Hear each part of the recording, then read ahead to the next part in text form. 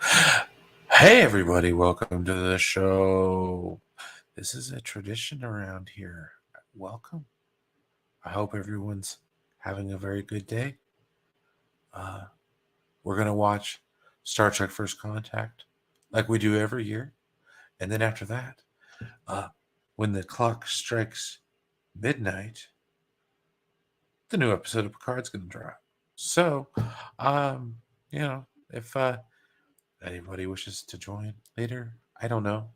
It's kind of late, so I don't really expect anybody to show up for this sort of thing. It's mostly to keep myself awake until Picard comes out, actually. So, anywho, without any further ado, let me fire off the intro real quick. Like, you know what I mean?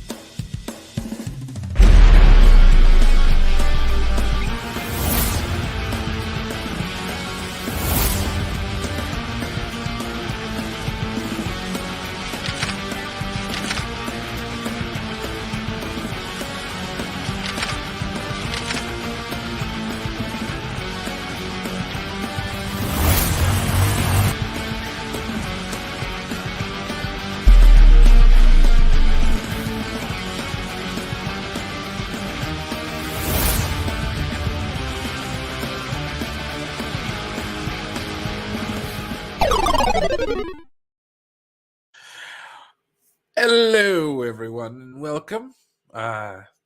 To another fabulous edition of the Master of None show.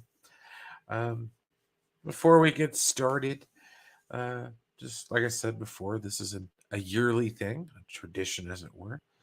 Uh, I always like watching Star Trek First Contact. It is my favorite of the Next Generation era movies. As you can see by the poster behind me, but my camera's not on because I'm charging my phone. So there you go. I spent most of my day in conversation, which was always nice. But that leads to a dead phone at the end of it. But just let everybody know how things have been doing in my life. Personally, I've been doing pretty good. Work's been pretty solid. Aside from a few hiccups here and there in the drama front. Even this shit here, I mean, it's all temporary. Um, Hopefully things can settle out and move forward. I'm just trying, like I said, I'm trying to stay awake.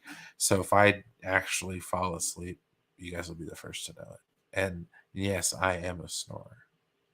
But anywho, if anybody wishes to watch along, I believe I will drop the link for the movie in both places. I think I got it all set up. It's been a while. Let's see here. Control. That is the link to. I mean, if you want to join me on panel, just DM me or whatever. But I sent a couple feelers out, and I don't expect anybody to show up. It's 10 o'clock at night. Okay, it's late, and usually I'm in bed. But it's my Friday night. I'm feeling pretty good, and I just kind of want to hang out with anybody that wants to hang out and watch a little Star Trek and all that goodness. But anyways, there's that link there where we can watch First Contact in all of its glory. But anyways, I was talking about this on Max's stream a little bit earlier. I really enjoyed this movie. I saw it a couple days after it came out in the theaters. Yeah, it was fun. Vince, hey buddy, how are you doing? I wish you could join me, man. One of these days we're gonna sit down and we're gonna watch this movie. It's gonna be awesome. But anyways, yeah, I suppose with any more delay because I think we're at a really precious time constraint here. I think by the time this movie's over, the episode will be ready to go. So anywho, oh, next movies. I could be here for a What? little bit. Watch the beginning. That's fine. You want to watch the beginning? The StreamYard link is in the main chat. Let me put it in the private chat. Mm-hmm. I wasn't sure if you're still doing this. I'm like, was he not feeling well? Oh, I'm sleepy as hell, man. I'm gonna try to stay awake, but we're gonna see how long that lasts. But there's the link to the movie. Mm-hmm. Just got in, man, for the CGH is here to watch the movie. Oh yeah, I need to send. Oh, let's see.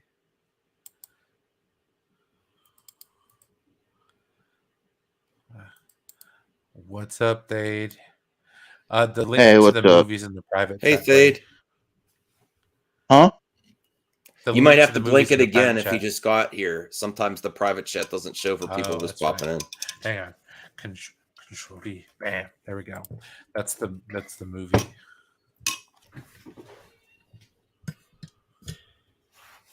All right. Have you heard from Stella? No. But yeah, Phil, if you haven't, I didn't send her a link, but if you go ahead. Yeah. All right. Hold on just a minute.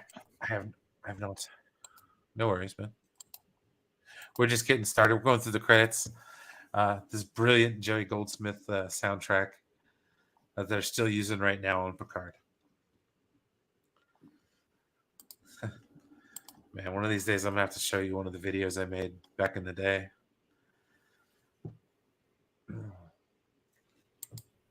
I went to World Youth Day in 2002 to go see the Pope.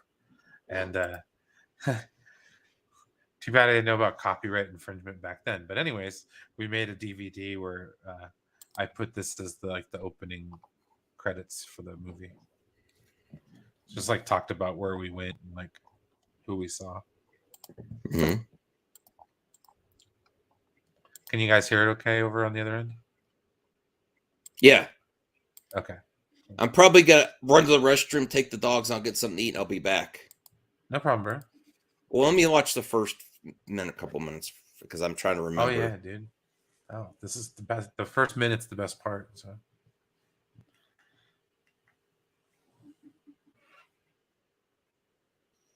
Oh.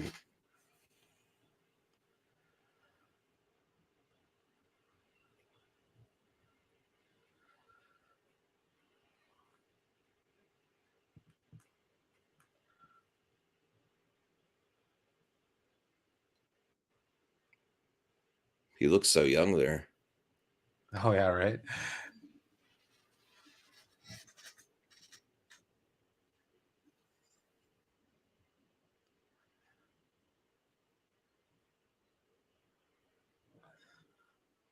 First time we really saw inside of a board cube with a budget.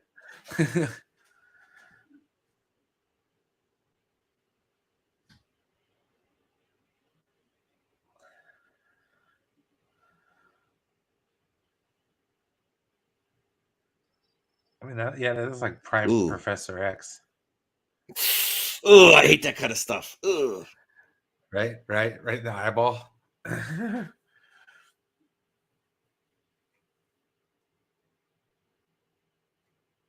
Oh, that's what I say. What up, brother?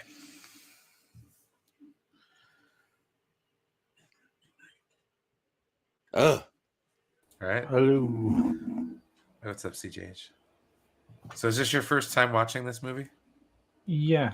It's like my grandfather used to have it and all that, but I never actually watched it. Oh. Well, you're in for a treat.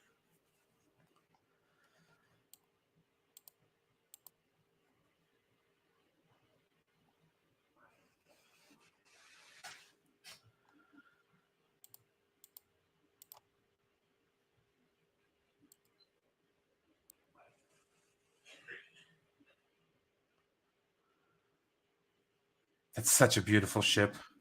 Mm-hmm.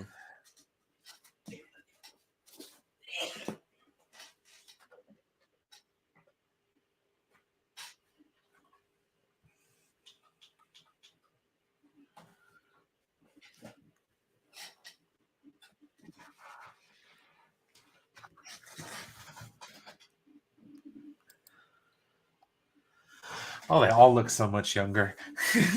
Yeah.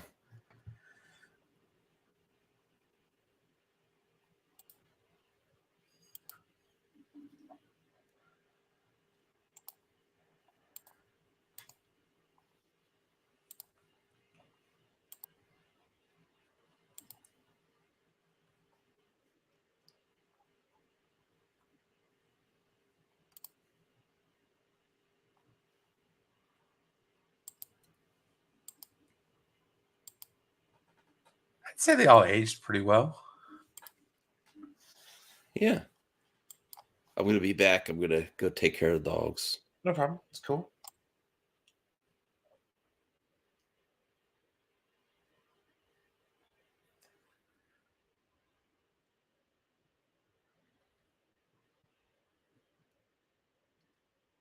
Worf was working out to this music and Picard.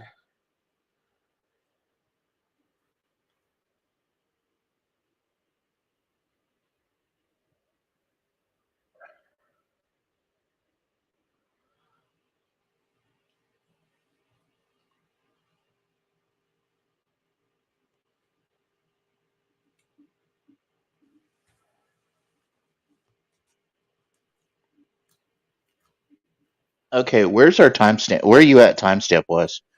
Oh, let me put it. I can post it again in the private chat. We can watch it if you want. Or are you guys watching it separate?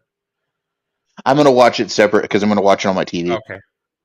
I'm at 7:05. 7:05. Okay. Yeah, well, past that now. So let me shoot ahead. 7:20. 7:20. Yeah. All right.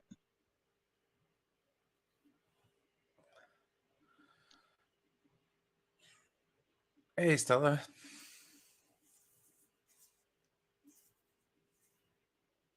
Yeah, she would have watched with us, but she's not feeling very well. Oh, it's okay. Get better. Oh, it's about to go down.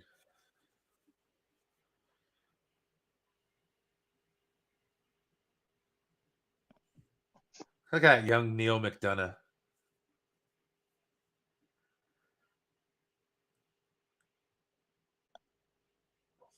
I'm still buffering in, so give me a second. Oh, it's okay. Do you want me to pause? Yeah, pause for just a second. All right, I'm paused at 8:04.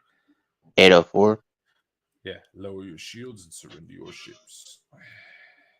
We will add your biological and technological distinctiveness to our own.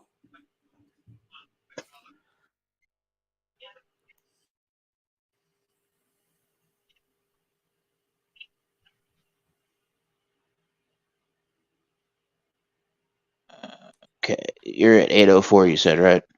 Yep. All right. 3, 2, 1, go.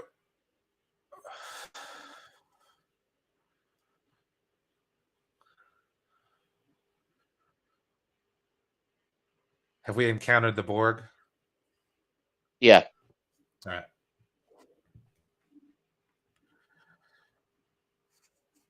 You can't hear my TV in the background.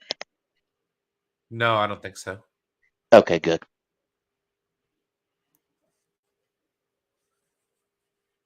96 dead, 22 injured on the Lexington.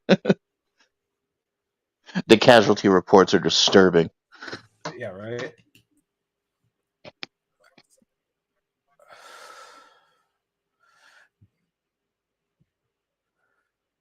Okay, can you hear me? Yeah. I was just remarking on like how much younger everybody looks. Oh yeah, definitely. Well, obviously 20 years. I mean, or 30 years. Jesus Christ. Nearly 30. 96. Orders. 96 or 97. I can't remember which, but I know it's 96 or 97. 96. It was 96. November 22nd. Oh, yeah. ILM, baby. There's Defiant. Hey, Chris, what's up, buddy? more than welcome to come on and join us watching this one, man. I know you just watched it. Hope you're doing good, brother. Stella asked what your timestamp is. Oh, sorry. We are at 10 minutes on the head. Perhaps today is a good day to die. Is the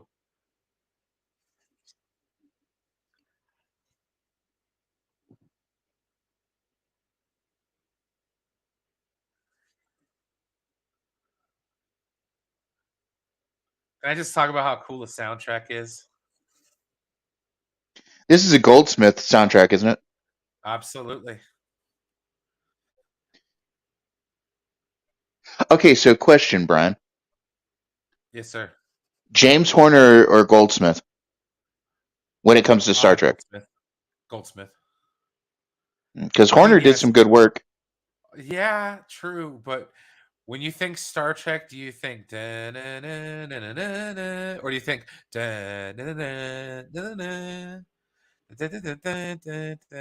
okay, Goldsmith, brother.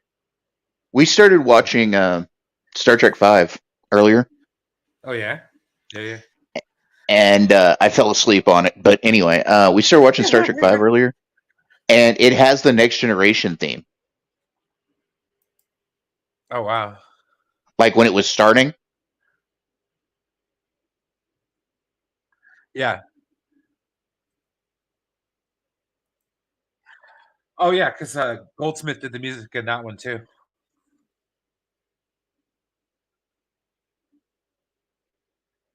God damn.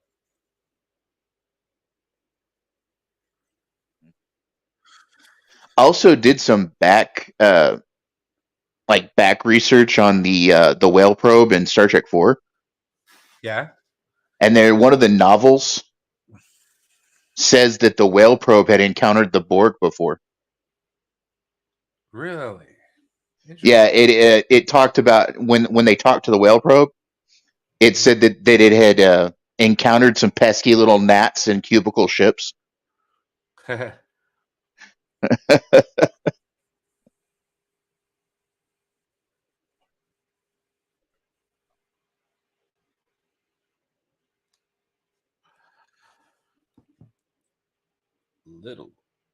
Little. It's my favorite line of the whole damn movie. Do you remember how to fire phasers? Why is Riker always ribbing him? even in Picard, like they're on Daystrom and he's giving him shit. It's like, dude. Yeah, I know. That's why I asked.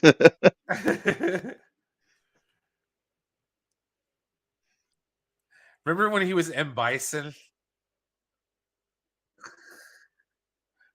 Neil McDonough? Yeah. Was that the Rise of Chun-Li or something like that? The Street Fighter movie? Neil McDonough is the guy that's playing Hawk, right? Yeah, Neil McDonough, yeah.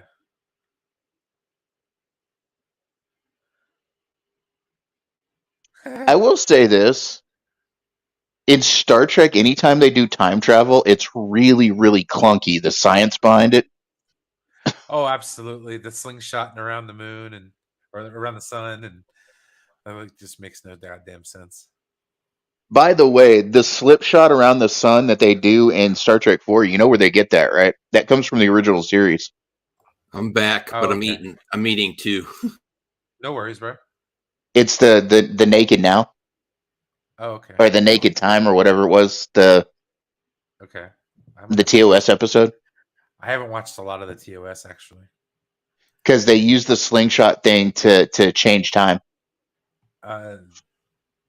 We're about 15 minutes in the movie, and we got about an hour and 40 minutes till the episode of Picard drops. Oh, man, the great James Cromwell. That's funny, Chris. They would be. They'd all be whale obsessed emo robots.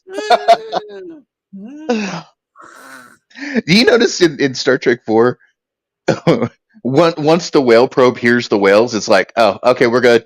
I'm gonna go now. All right, then we're good. Well, then Alfred Woodard here. It's like they're saying, oh, well, we were just in the neighborhood. We just stopped by to say hi. Now we're gonna go. Yeah, right. All casual.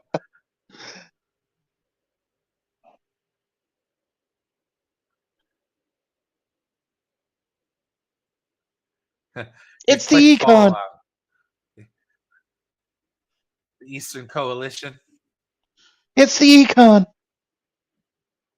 I'm not a member of the Eastern Coalition.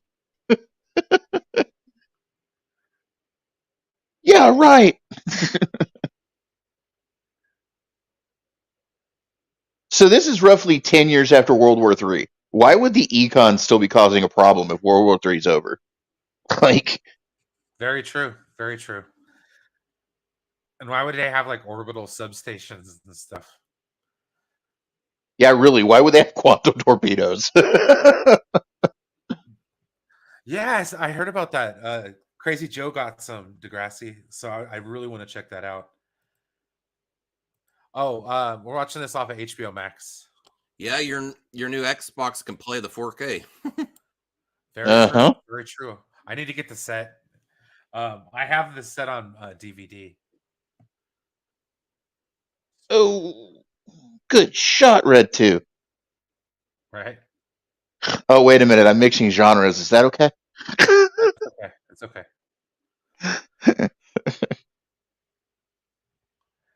That guy right there looks back at Riker and goes, I'm older than you. Why am I still sitting at the con? Right. He looked totally uninterested in Riker's orders right there. He's like, I know my job. Go away.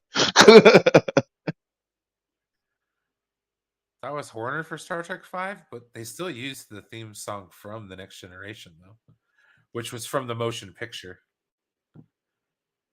which is Jerry Goldsmith. Yeah, it was Horner for Star Trek V, yeah. But they used Jerry Goldsmith's theme, though. The only Star Trek movie so far that hasn't been Horner or Goldsmith was 4. And 6. Cliff Eidelman. And 6. Which Undiscovered Country had a good soundtrack, too. Yeah. Cliff Eidelman. I was just talking about how like Nicholas Meyer is so instrumental in Star Trek. Yeah. Jeepers.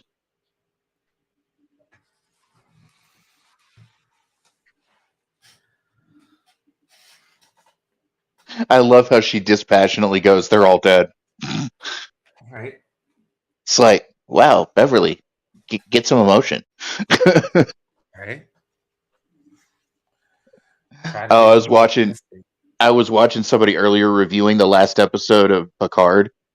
Yeah. And they were complaining about how Picard and Beverly were talking about killing Vadic. And I was like, well, all things go out they're like, but they're morals. And I was like, well, all things go out the window when you're talking about your child. True. And they know that Vadic's hunting their child, Pretty much. They're going to do anything they can do to protect that investment.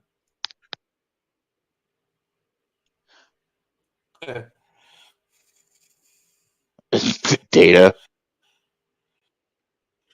I like when he jumps down to her level and she shoots him in the back. Greetings.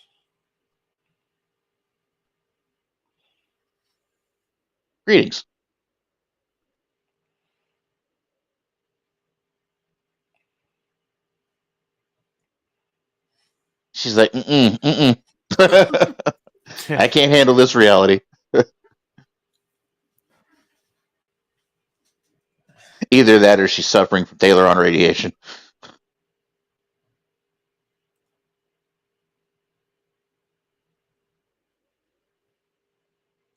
Yeah, they've been there for since the beginning of the year, I think.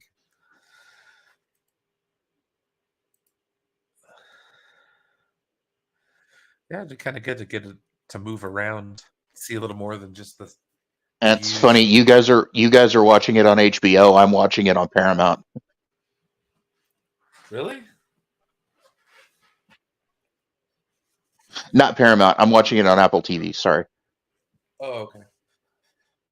I'm watching it on Amazon Prime. I just bought it. Ooh. Oh. Well, there's dude, a Bolian back there. Well, I hope you enjoy the movie, dude. I'm sorry you didn't have to buy it. No. I actually realized that, I might as well buy this stuff.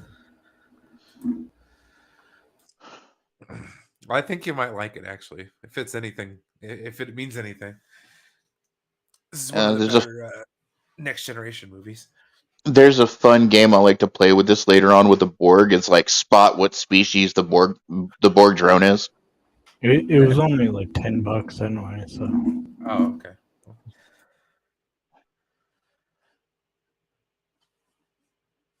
Like I said, I hope you enjoy it. It's one of my favorites.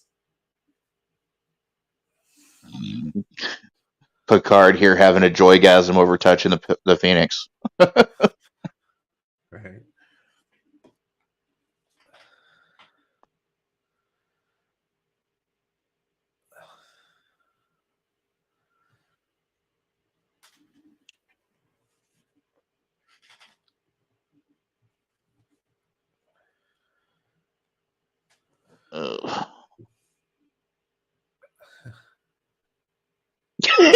Data.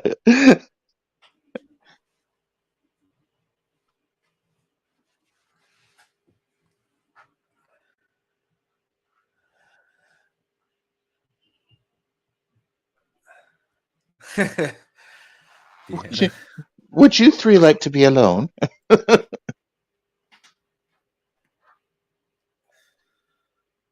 One thing I've always loved about Counselor Troy is her snarky little comments. Oh yeah, her dry wit. Well, especially in the movies, they really tapped into that. Yeah. Well, having grown up in Britain, a lot of people are like that. It makes sense. And so it gave me a taste of being back there, Taste of back home, man. Yeah, it's a taste of back home,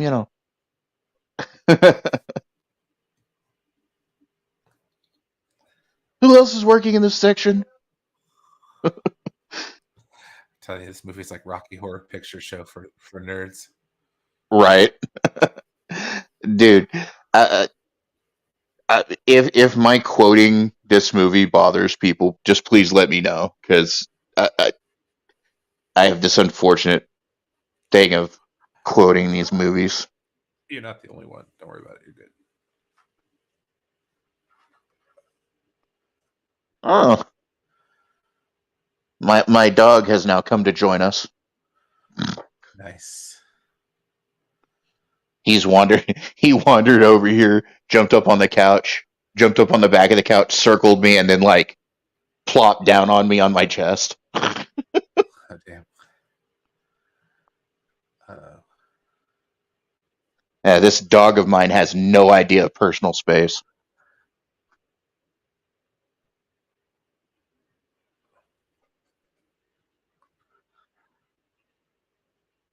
You still there?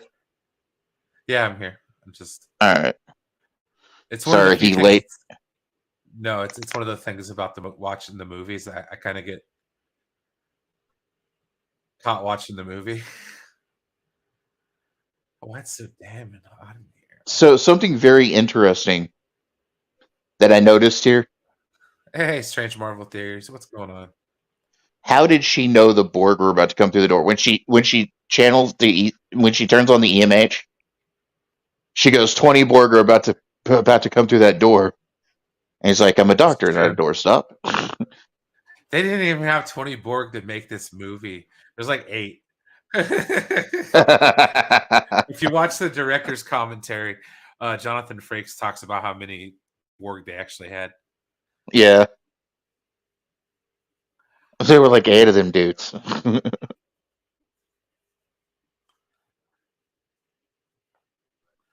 I get that. I just happen to live across the freeway from a fulfillment center, so I get my What? stuff pretty quick. Oh, Amazon. Yeah. Yeah, I've got a big Amazon freaking delivery, warehouse yeah. fulfillment center just about 20 minutes north of me. There you go. So Prime like, is usually pretty fast. well, a lot of the time, I get so busy I don't like going to the grocery store. Oh, So I really? just order my groceries through Amazon Fresh.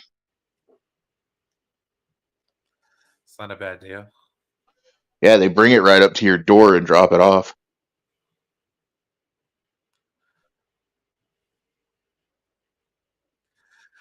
Oh, well, awesome, Strange Marvel Theories. I'm glad you're enjoying this, man. We're about, I mean, if, I don't know, let's see. I did pin a link if you wanted to watch along with us. We're about 26 minutes into Star Trek First Contact right now. Somebody on Twitter earlier said it was one of those things of out of these 4 things you've got to get rid of one. It was like Starbucks, Chick-fil-A, Amazon, and something else. And this dude was like, "Well, I've never ordered anything from Amazon, so it can go." And I was like, "How do you live in this time period and not order something from Amazon?" Like, right? Ah, dude, this is Voyager cameo number 1 in Voyager's sick bay. I loved how when they made these movies, they used existing sets from other movies or from other shows. No, I never had it. We had the Swanson's truck though, so it was like delivery frozen foods and shit. Degrassi, when I lived in the UK, we still had a milkman up until I was about 10 years old. Damn. No, we'd have to lug our ass to the store for milk. Well, I lived in a little place called Ipswich. Yeah. And it was still kind of village sized at the time. Oh wow. We had a milkman that brought milk and eggs and cheese. I remember. And then when I came back to the States, and I was in high school, we had the Swans truck like you were talking about. Those are good. And then we had this guy that he lived in because I lived in a little rural town over here. Yeah. We had this dude that had like a couple of like chest freezers on the back of his truck that went around and sold steaks and stuff. Oh, that's awesome. No, see, Degrassi knows what's up. Schwann's rules, man. Yeah, Schwann's was great, man. We ordered from them every once in a while, but we didn't have to. Like, my dad ran a restaurant. Yeah. So we had our exclusive food deal through Benny Keith Foods. So most of the time, if we ordered in bulk, we ordered from Benny Keith, even for like home. I love this scene.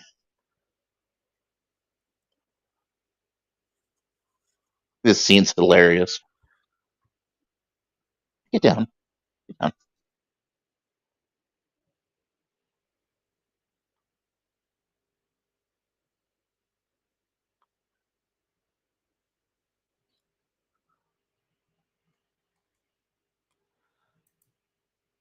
Who told him you could turn off my music? Zephyrin Cochran. Friend of yours?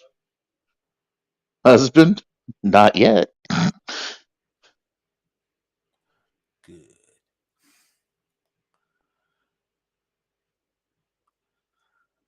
True story. Saw James Cromwell in person one time. I really were. Was at a death penalty protest in Sacramento. Ah. Yeah. I saw Cromwell at a Star Trek convention. He was on a panel, but I didn't get to meet him. Oh, nice. He was standing there talking to Ed Asner. Oh, that's cool. Time to argue about time. We don't have the time.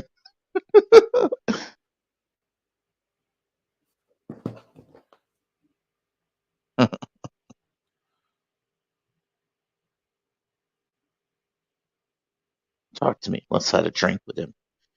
And then it took 3 shots of something called tequila just to find out he was the one we were looking for. Just trying to keep his hands off of me.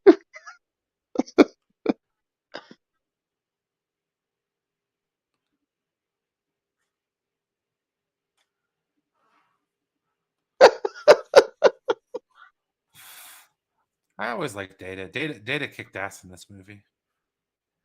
Oh yeah, dude, Cromwell is a huge hippie. Didn't he like get arrested recently for like trying to like glue himself to a bar or something like that? Some weird shit. I don't remember, but You got a bit of a Dune quote there, Gerald. You have not seen me. I was never here. she passed out. That got a good laugh in the theater. Oh yeah, I remember. And then just think, dude. The next year he was like, "That'll do, pig." Yeah. Right? Yeah, because he did Babe after this, didn't he? Yeah. It was either before or after. I don't quite remember. But yeah, It's around the same time. Babe was a thing. So it's of my opinion that Picard was a little bit heartless during this period right here. Yes, no, he's action hero Picard. When you watch the like Mr. Plinkett reviews of these movies, I kind of tend to agree with them. I mean, I love them, but they are kind of mindless action movies. If you compare them to the show. If you compare them to the show. Because they're polar opposites. I mean, Insurrection gets close, but yeah, it's Insurrection. Well, what I mean by heartless is the way he talks about, you know, if you encounter fellow crew members that have been, you know, assimilated, basically he says kill them because you'll be putting them out of their misery. Don't hesitate to fire. It's like, well, hold on here, Mr. Reverted Borg. They can be saved, you know. I ain't got time to save them all, buddy.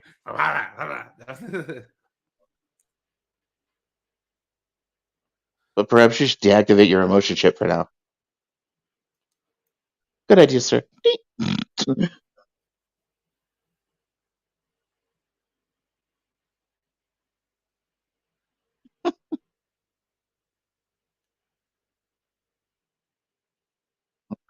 And this little bit here where they're walking through part of the ship that's already been assimilated reminds me of the movie Alien.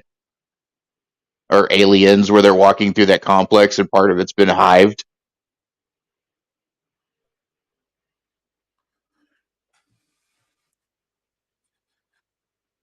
No, that's very true, Strange Marvel Theories. He does have a fake heart. Because he got stabbed by a Nausicaan. Over some dumb. Hey, guy knows his Star Trek somewhat there. Right? Yeah, Marvel Theories is cool. Heck yeah. Yeah, I haven't encountered this guy before, so. Oh yeah, no, he's been around MME for a little bit. That's cool. We haven't had you on a while, Thade. You need to come over sometime. Yeah. Oh. My dogs are driving me nuts tonight. When there's not so much drama, Max, I might drop by. Well, that's it's over, so it's fine. It's calming down. Everything's good. Well, you know, because I do Sci-Fi Center with William. Yeah. And we don't broker drama over there. Like, it's like, no, we don't do that here. Well, things have changed. We're under new management. Yeah, Brian's a new co-manager. He doesn't want anything to do with it. So. Oh, that's cool. Yeah. Yeah, me and William are basically watching over the lounge for Enosh for right now. So. Mm-hmm. That's cool.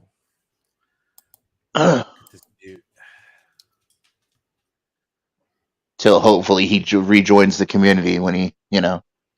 I think he'll be back someday. Yeah. Oh yeah. Yeah, everybody has to take a break sometime. I took a break for 6 months. I'm hoping by the time Snyder Con comes out, that's going to be a lot to talk about, and then the Rebel Moon trailer. So yeah. I can't foresee the Rebel Moon trailer dropping without Enosh giving a trailer reaction or something. Yeah. Yeah, absolutely. Old school. Well, like I said, I took a 6-month break from YouTube about 1.5 years ago. So before I came into y'all's community, before I joined Enosh's channel, I was working with Brodan and a couple other people, and I took a break because I had a bunch of deaths and some personal stuff happened. And I'm sorry for your loss, man. Lost my dad about a little over a year ago now. My dad and my mentor died in like the same week, so. Oh wow. It was a very trying time for me. I liked him as Jaglem Shrek in Star Trek: The Next Generation. James Cromwell. He's done a few roles in Star Trek besides Zefram Cochrane. Oh yeah, dude. I realized after last week, so has Tim Russ. Oh yeah, yeah. Dude, when I found out he was in Spaceballs, that broke my mind. Who, Tim Russ?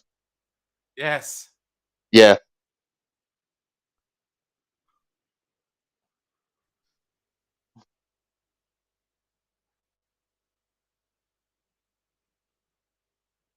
Klingon music.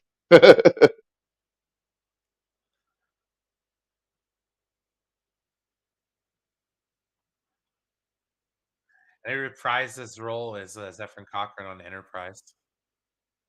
Yeah. Alfre Woodard was in Civil War, right? Captain America? Yeah.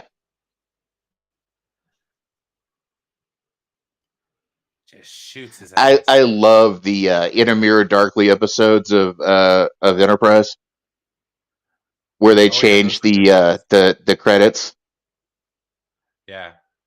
For the Mirror Universe. Uh-huh. How freaking Cochrane walking up and blasting the Vulcan. Yeah.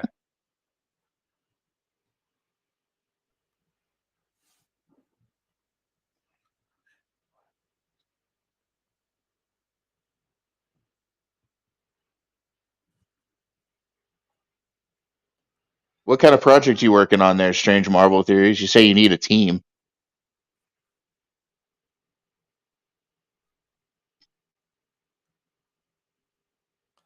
Oh, sorry. We're at 38 minutes.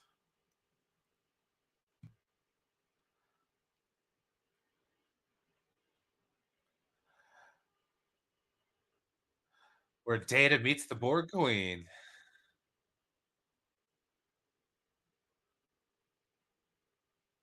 This is cool. Thank you for having me. I think I'm gonna have to head out though, because there's a few other things I got to get before I get to bed. Yeah. All right, Max. It's 2 for me. 2 a.m. No worries. Have a good night. All right. Thanks, Fade. Hey, Max. I'll check with you later, dude. Yeah, anytime. We'll collab soon or something or whatever. All right, man. Thanks, CJH. Thanks, Brian. See you later.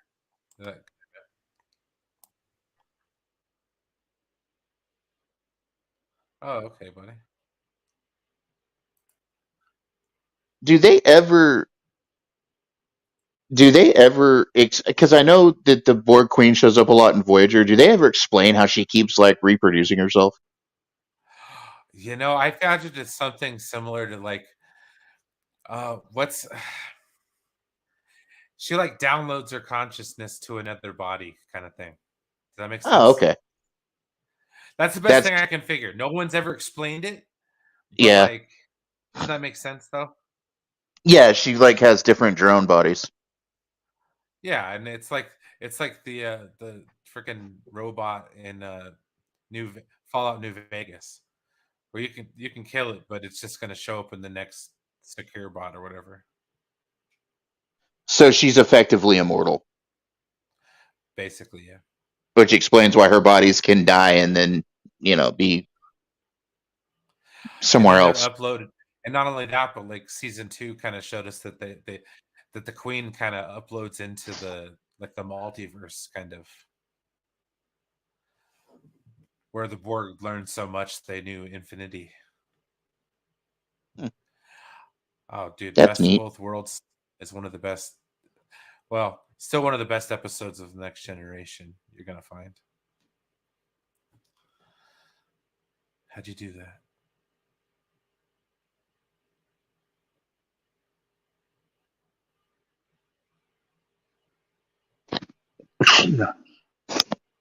No. Excuse me, guys. Sorry about that.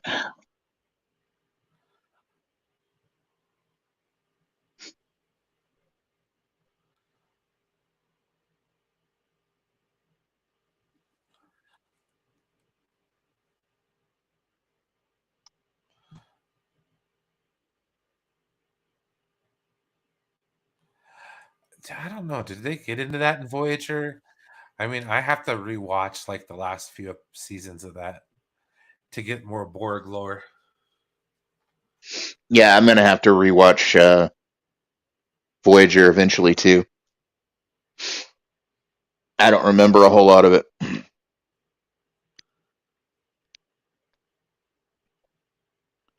Hey, Strange Marvel Theories, you just gained yourself another sub, buddy. I'll check out your channel later.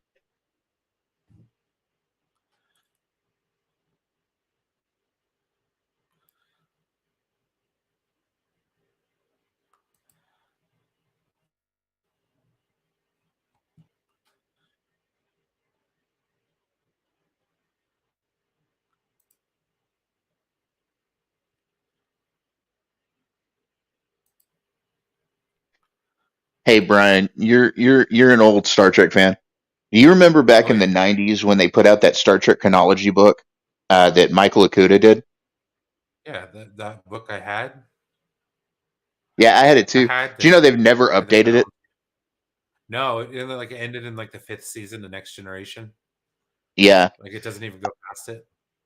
Yeah, so I was talking to Stella earlier because I was looking for an updated version of it, and Stella challenged me to like write a new Star Trek chronology. There you go. And I was talking about like I'd need some people helping me with the research. Yeah, because there's just so much Star Trek stuff, to go through. Oh, absolutely. And you'd have to go to Memory Alpha or whatever. You were one of my candidates. Oh, nice, nice. Yeah, no, that'd be kind of fun. I remember adding that on to the end of mine, like page in the back, and I put episode listings down. But no, what you need the Star Trek Encyclopedia. I think that it does the timeline as well.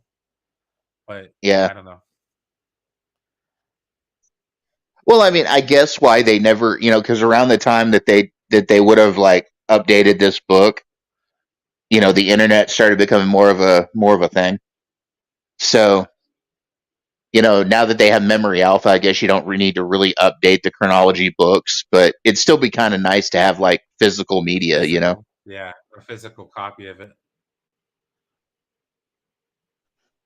I thought about like trying to contact Michael Okuda and seeing if we could use like the core of his chronology and just add to it.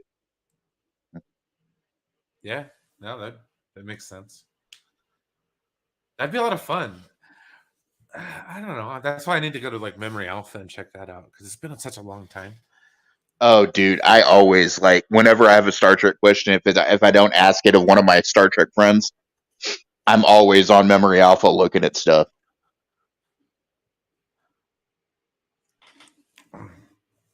Dude, I found out about this Star Trek novel series called Myriad Universes on there.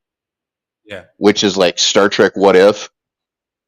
Dude, that'd be kind of fun, actually.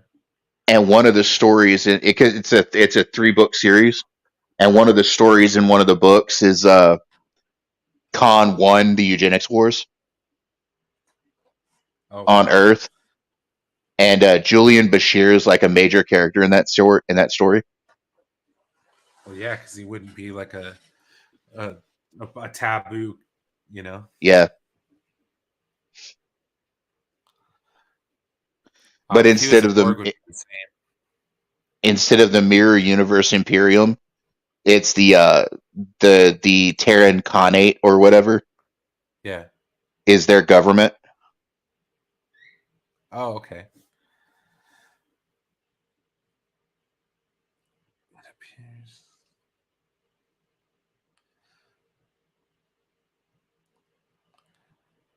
Interested to see what kind of toys they come out with for the new Star Trek stuff. Terry Metalis posted a thing on Twitter earlier today. Yeah. That the company Corgi that used to make like Matchbox car type things is coming out with a series of Star Trek ships later this year. Nice. Nice. Shit, I miss those. I like having the micro machines. Yeah. Dude, I had all the Micro Machines Star Trek stuff. Oh yeah, me too, dude. Like even like the play sets, like the tricorder and the ship, because I had the Enterprise. Keep in mind when they were putting that stuff out, I was already an adult. But I collected all the Micro Machine ships and all that. Oh, damn. That's still cool though. I love their perspective on this shot right here when they come into it. Like you come into it looking down on the board.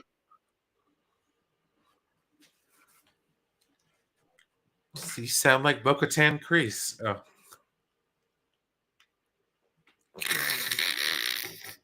Dude. Okay, so for just a moment, I'm gonna briefly touch on like the Mandalorian hate here lately. Dude, people need to pull their head out of their ass on that, man. That show's still good. Still good. I mean, even that episode last night was not a bad episode. No, not at all. I loved it. It was cool seeing Jack Black. Yeah. Well, dude, did you get the Tenacious D reference? The City Hall song? Yeah. We should travel in tubes. I was like, bro. Bro. What strikes me as funny is they complain if the episodes are boring, but they also complain if the episodes are like wacky like they were last night. So it's like, you guys can't have this shit the same, both ways. You know what I'm saying? Well, God dang it. It's got to be the most serious thing known to man. Why the hell is Lizzo in there? It's like, dude, who cares? I liked Lizzo's character, and apparently so did Grogu. Yeah.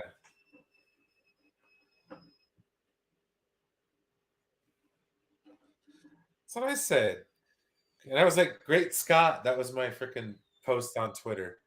Yeah, did you notice what I quoted, what I commented to you on that? Oh, I don't remember. Yeah. I was like, Rocky Horror Picture Show? ? Because Great Scott's a thing in Rocky Horror Picture Show. Oh, that's right. I mean, I know what you were talking about, but I was just joking with you. Janet. Damn it. What's really funny is if you go and do the theater show for Rocky Horror, if you do like the camp show that they do, whenever Dr. Scott says great, whenever somebody says Great Scott, people throw Scott toilet paper at the screen. Oh wow. Interesting.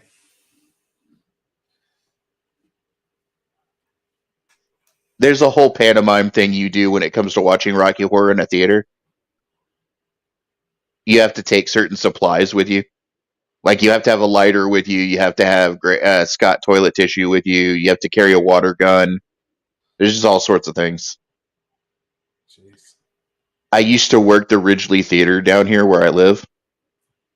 And they used to do back in the day, midnight on Saturday nights, they used to do the Rocky Horror Picture Show. And I used to work the Rocky Horror Show. Oh, that's awesome. So you got to kind of see it in full action. Oh, yeah. Yeah, I worked in costume, too, so I was always one of the characters from the Rocky Horror Picture Show. I was usually Eddie, Meatloaf's character. Yeah. My buddy Paul would dress up in the corset and the fishnets and be Frankenfurter. Damn. Tim Curry. Toast and toilet paper were number one. Rocky Horror was a way of life. Oh, dude. Yes, definitely, dude. Definitely. Oh, I like, dude, exactly. Talking to the Ugnaughts. Oh, yeah, that was cool. I have spoken. Man, that was sad when his Ugnaught friend got killed. Yeah, cool. Yeah. I didn't that made me sad.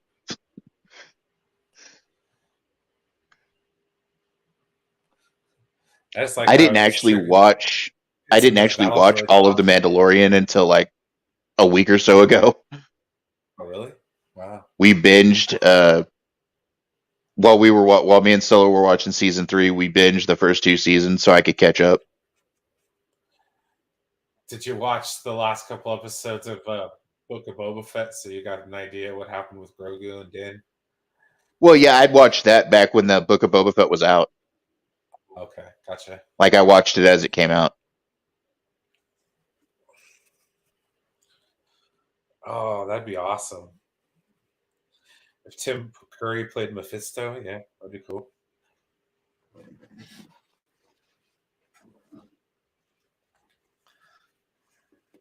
Yeah, unfortunately, Tim had the stroke a while back, so he's not, Yeah, I was gonna say something that I normally shouldn't say. I was gonna. I thought he died. No, he had a stroke about 5 or 6 years ago. Oh, okay. And when they did I think it was NBC did a updated Rocky Horror a couple years back, and he played the criminologist, the narrator, the guy telling the story. Oh, that's cool. Yeah. Oh, Voyager cameo number 2. That's Ethan Phillips or Neelix. Yeah. Oh, dude! Somebody posted on April Fool's Day. Somebody posted a picture of the creature that Vadic's master, the floaty creature thing, as Neelix. Oh my, that's pretty funny.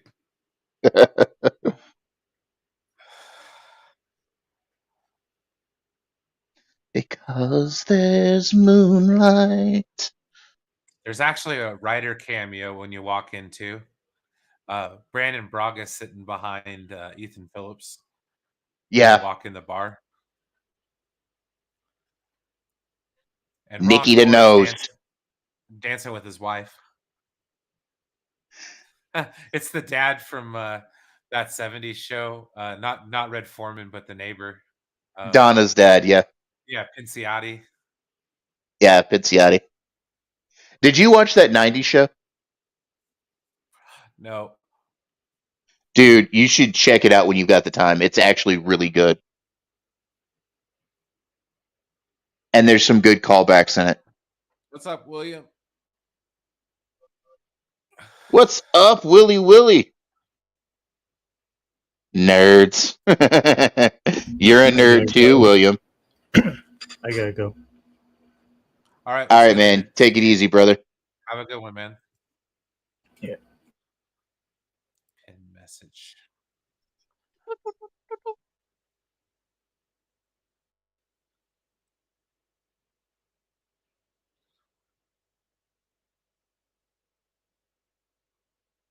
I love how Picard loses his mind here.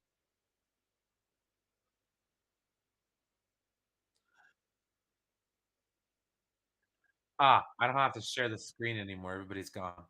So screw it. Disregard the pinned comment. What's up, William? We're about halfway through First Contact.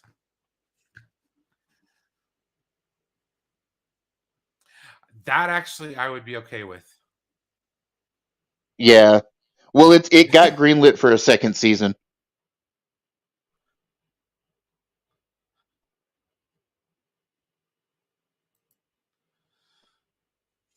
Yeah, this is a red shirt from Heartless X. Picard again. Yep. Yes, this was Ensign Ensign Lynch. Okay. Calm down there, Mr. Picard.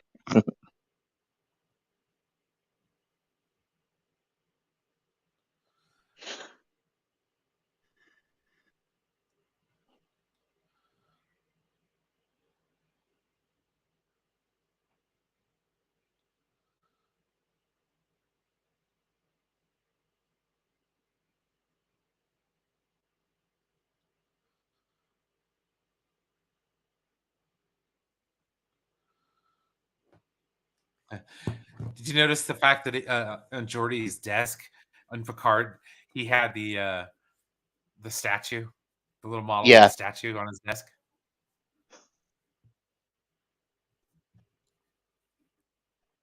he also had a baseball too. Zephyr Cochrane.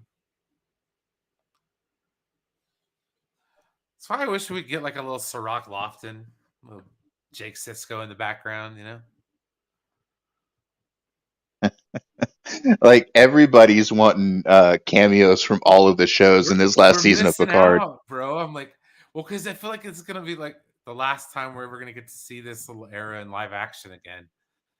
You know? Well, did you see the tweet from Terry Metalis?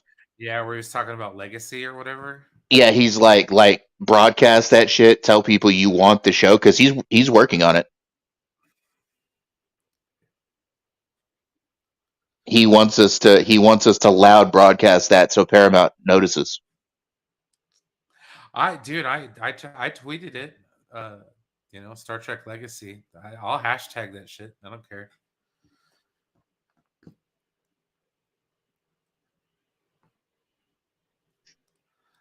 I love how Geordie gets his own taste of what he did to Zephyr Cochrane right here from Yes! Captain Shaw. Yes. Full hero worship. Shaw's like, I love you. That's why like everybody like he did a poll. Everybody wants to see more Shaw. Like Yeah. Shaw is like one of the best parts of the new show. I'm like, I like his dynamic with. At first, I was like, oh man, they're so standoffish, but like him and Seven, like I get it, dude. Like I hope by the end of the show, it's like he drops the hands and shit. You know. Yeah. I was telling Stella I want to go to Bozeman, Montana and find this little area and like do the Zephyr Cochrane statue thing and get a picture taken. This is in like Mammoth, dude. This is in California. Well, yeah, I know, but like I'd like to go to Bozeman where this area is supposed to be in. Yeah, right. Did you watch that Lower Decks episode? Yeah. Oh, okay. I have to add Star Trek and Paramount Plus. Okay, gotcha. Will do. Because I want more Next Generation era Star Trek, please. Well, I want more of the crew, but like, give me some Deep Space Nine and Voyager tie-ins and extensions. Like, hey, dude, Brian, what we need to do is like you and I need to work on a treatment to pitch to Paramount. There you go. For a show. Well, I mean, there's got to be a way you could like tie everybody and everything in to where what was the Naomi Wildman, okay? You know, Alexander. It's like there's so much. Ah, damn.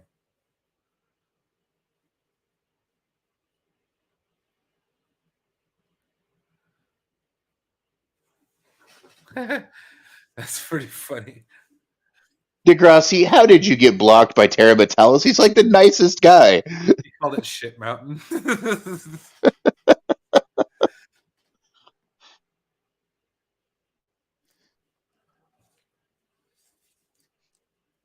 I love how Worf looks like all downhearted right here. I remember it made me sick to my stomach. What are you suggesting?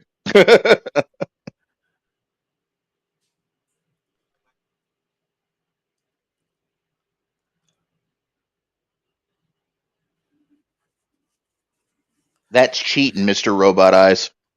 This is the first movie where you got to see his entire face. Yeah. I'm sorry, I always knew him as the host of Reading Rainbow. But you don't have to take my word for it. Ba-da-ba. Yeah. Somebody posted a meme on Twitter the other day of Commodore LaForge. Yeah. And it says, some of you motherfuckers need to read a book. Right. It's well past time. I remember there was an episode, though, where they went on set of The Next Generation. Like early years of The Next Generation.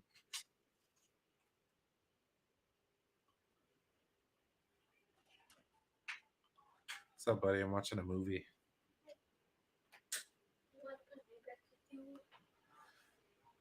It doesn't work on my computer, remember?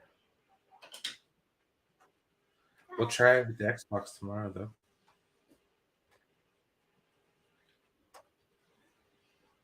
Hopefully it works.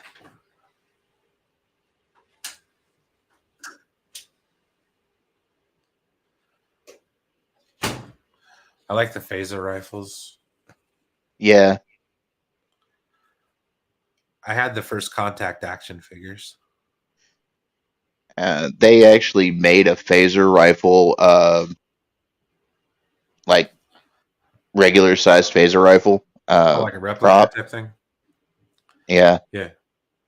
Oh, nice.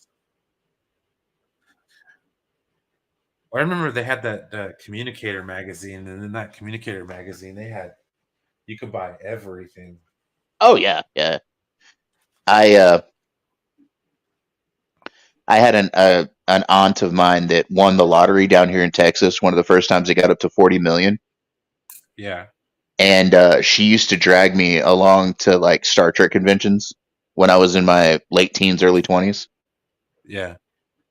Oh man, that'd be fun. I've only been to one. She paid for us to have lunch with the guy who played Tom Paris. Oh, sweet. Robert Duncan McNeil. Yeah, Robert Duncan McNeil, and the chick who played Belana Torres. I can never remember their names. Anyway, we had lunch with them. Roxana Torres, I think Yeah. was her name. We had lunch with them because my great aunt had a crush on Paris. Well, dude, he was in Masters of the Universe, like one of my favorite fucking movies of all time. Yeah, she used to write smutty fan fiction about him. Oh, that's funny. Well, that's even more ironic if you think about it, because what did Tom Paris do? Yeah. They wrote Hollow novels. Yeah, I got to have lunch with him and Belana Torres, and then at another point we got to have lunch with the old with part of the old TOS crew. I met Garrett Wong at the Pacific Rim Festival in Sacramento in 1995.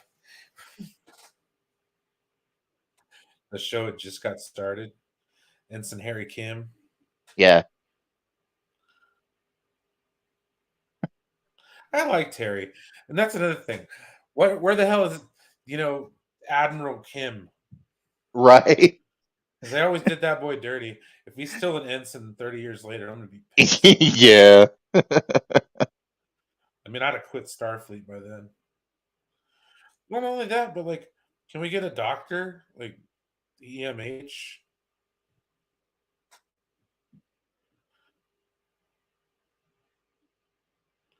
Sorry, I'm bargaining right now, okay?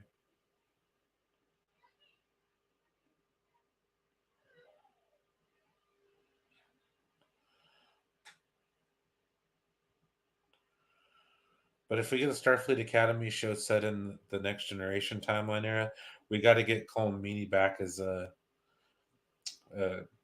Chief O'Brien. Yeah.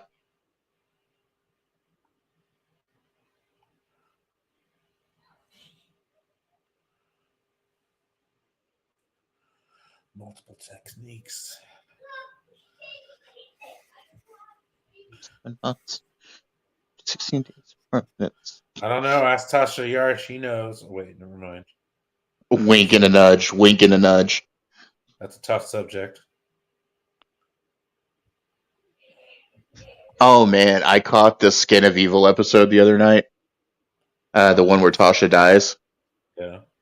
And I did not remember that little bit at the end where where they did the hologram and her talking to each of the characters. Yeah. No, it's Dude, true. dude, I teared up on that, man. She really liked Data. Yeah, she's apparently really fond of Worf as well. That makes sense. I'm like, I wonder if because the way they flirted kind of with each other, if she had lasted longer, I wonder if her and Worf would have ended up a couple. Possibly. That'd have been a relationship I'd have shipped. It'd have made more sense than him and Counselor Troy. Yeah, I remember when they did that. I always remember how that was just. That game, but oh god, come on now. I always remember how that was just weird. You know what I'm saying? Yeah, well, Dax was way better in my opinion. Oh yeah, the relationship. Jadzia. Yeah. Ezri, no, it wouldn't have worked. But no, but it worked with Jadzia. Oh, absolutely. He just friggin' stunned him. I don't want to be a statue. I don't want to be a statue. Tell them about the statue.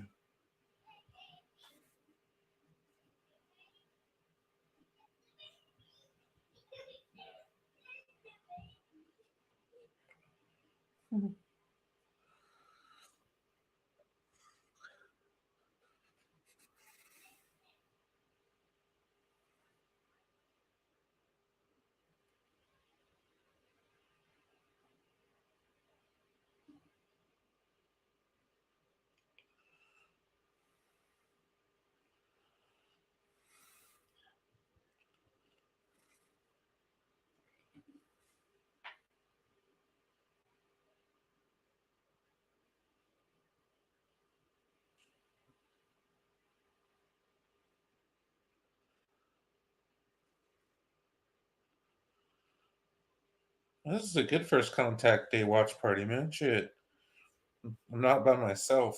Well, you're not by yourself. I'm here. No, last year I watched this shit by myself. Oh. And the year before that, it was boring. Yeah, Stella makes a point about Garrett Wong. Stella says he screwed himself over with bad behavior. He did. He was rather a lot of the time late to. Didn't he get kind of demanding too a little bit? Yeah, he was late to set a lot and everything else. Damn. Well, it was good to see him come back to Star Trek Day a couple years ago. That was good. Yeah. As like the official Voyager representative. Well, didn't kind of everybody get dirty? Like Robert Beltran kind of like left in a huff too. Like he wasn't very happy those last 2 seasons either. Yeah, I've heard a lot of the Voyager, the people that were on Voyager were not happy. And it was like they're all pissed at Jerry Ryan.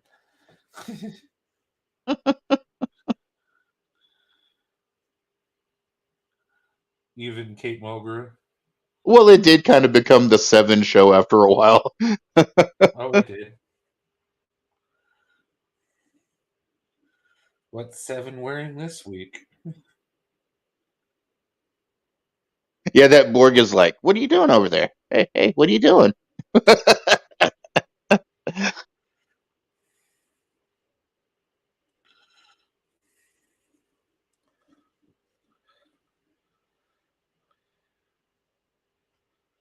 And we get to see the Klingon sword that he debuted in DS9.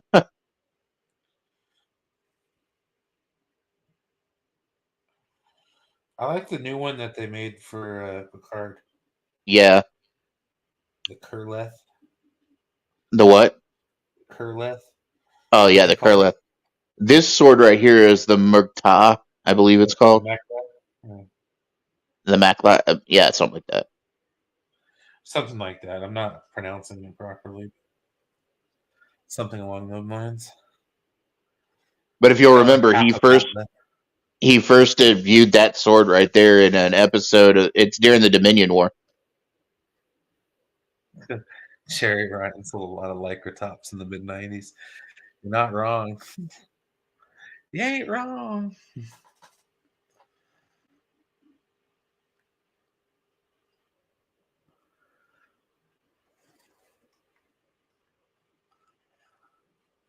Access enabled.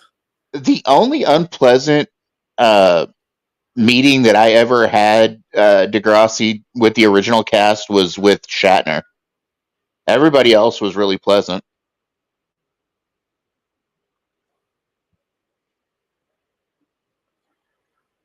I actually got to meet Brent Spiner through something other than Star Trek, though. Oh, nice. We have a place down here called the Bass Performance Hall. Yeah. Which is, it's a theater. Mm-hmm. And he played Phantom. He did Phantom in Phantom of the Opera. Oh, wow. And my buddy that I had a buddy whose parents were doctors, and they always, because the Bass Hall is kind of posh, Yeah. But they had box seats at the Bass Hall, and me and my buddy David always got to go with them because we were Michael's best friends. Yeah. And we got backstage passes to meet the actors and stuff. So I got to talk to Brent while he did Phantom down here. Oh, wow. I always liked the deflector dish scene. Yeah. But then I realized if you watch the gas is coming back down. Yeah. When it should be venting out into space. Right.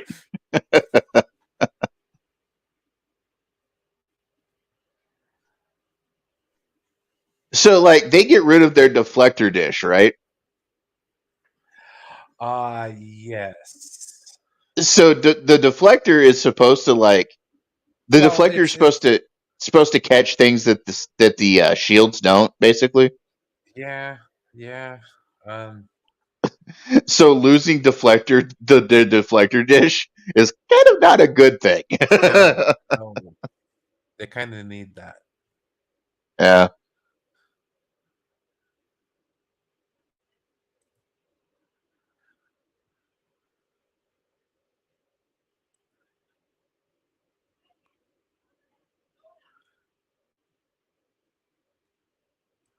Hi, Hawk.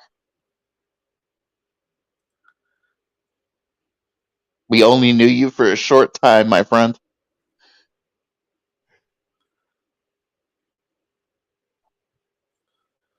So I guess Hawk would be considered the ultimate red shirt. Pretty much. As far as the movies are concerned. He even had a name. Most of those guys don't even have a name. Yeah, it was like, always Captain. Ah! It's like Sam Worthington and no, not Sam Worthington. What's his freaking name? Sam Rockwell. Sam Rockwell in Galaxy Quest. Where he's like, yeah, I was in episode number 87. I didn't even make it past the credits, man. I never made it past the credits. My dad always had a joke about the red shirts. If you had a red uniform, you never went down with the captain because it was always Captain. Ah! Pretty much, right? Or he never came back.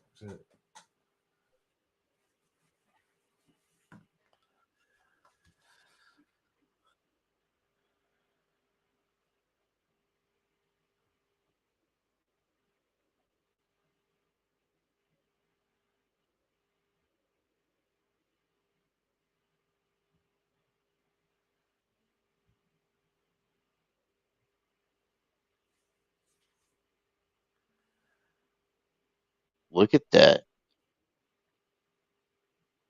A moon in the 24th century? Sure we do. Just looks a lot different. 50 million people living on the moon in my time. I forgot the name of the the slang term that Jake used for somebody that's from the moon. Oh yeah, yeah.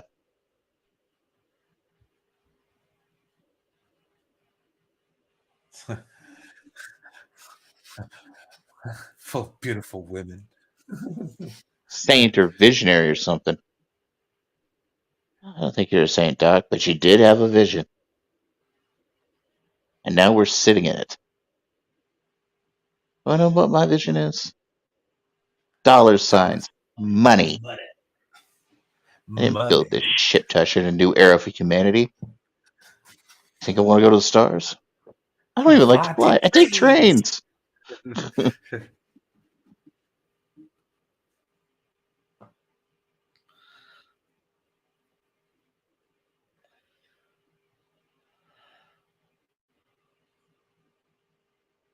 Yeah.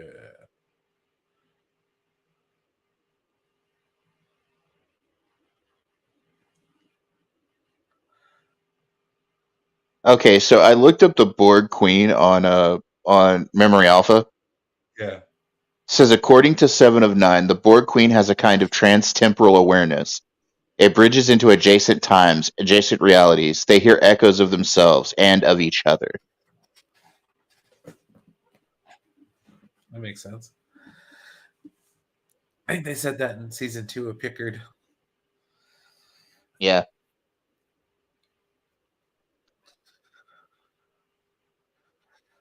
You coward.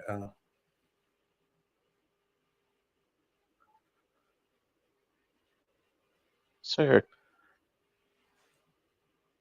If you were any other Aye, sir.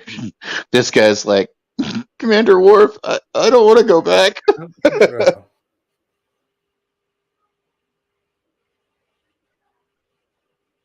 No.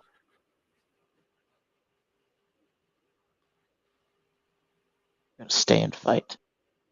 The Enterprise. We should not sacrifice. Yeah, but we'd be stuck here in the 21st century. The rest of these idiots on Graverda Island.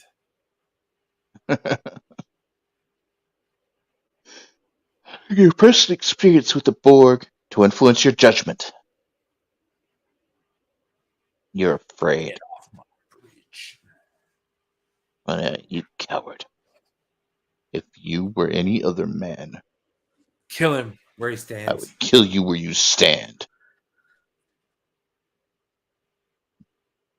Funny how Riker says that to him later in Picard. That is true. You just killed us. Get off my bridge. True.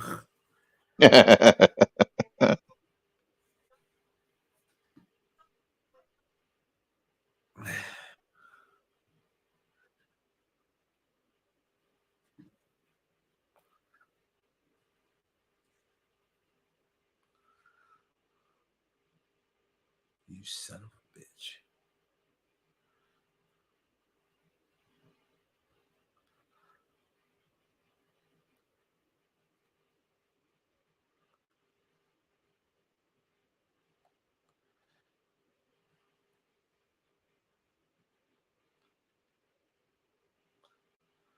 God, I remember watching this like in full screen format for the longest time.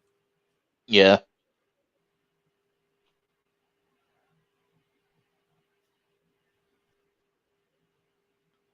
So restricted. Species 125. God, I should have taken a nap, man. Getting tired? No, I'm good. Right. You hear snoring, I'll be all right.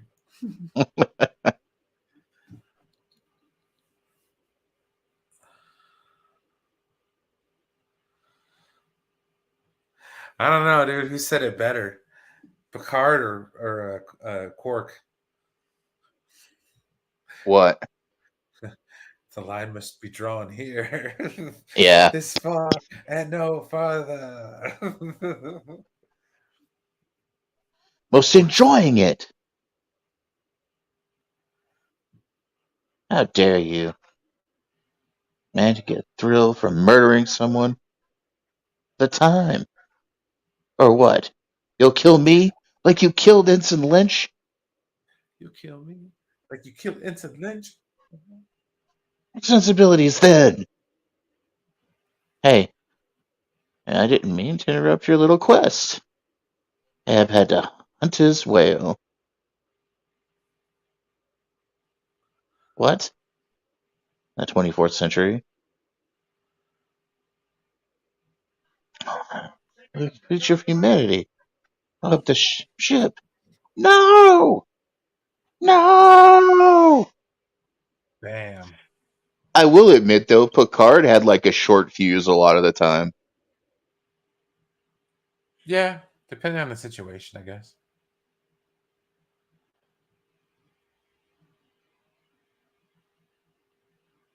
So Man, I should too many expect something. retreats. They invade our space. We fall back.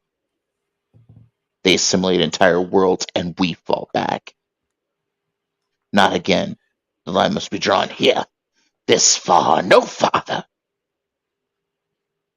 And I will make them pay for what they've done.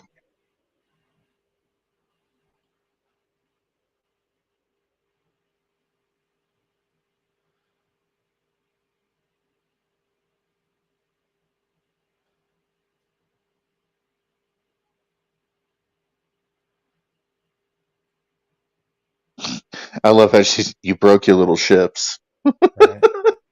What's up, Chris? You're still up too, dude? Holy shit, bro. Got another half an hour and we'll get some Picard action in. Where did you leave us lyrics, Chris? Yeah.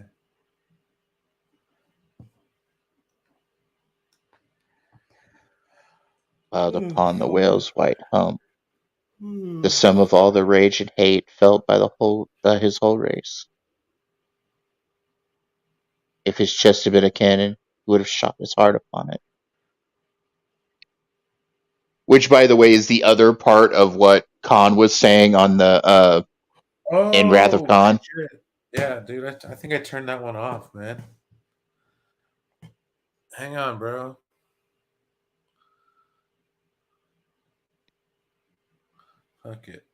Fuck it, man. Come on in, Chris.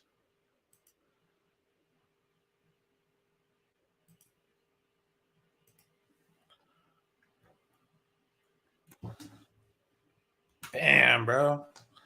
Sorry, dude. There's nobody in that one because everybody left, so I turned that one off. Are you gonna watch Picard on your TV, Brad, or are you gonna? Do you want to share it or whatever? I was just gonna watch it on TV. Okay, that's fine.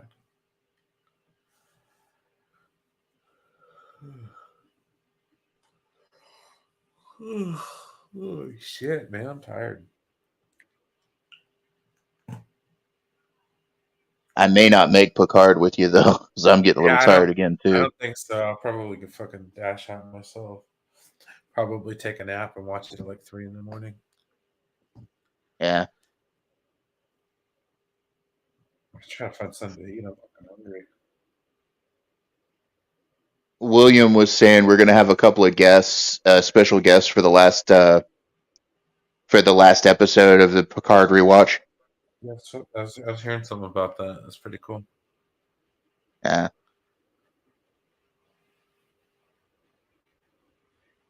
I also have put some hooks out in the water to see if I can't get some guests for the Star Trek show too.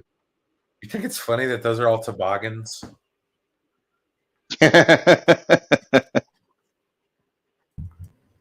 What the hell's going on, man? I'm chilling.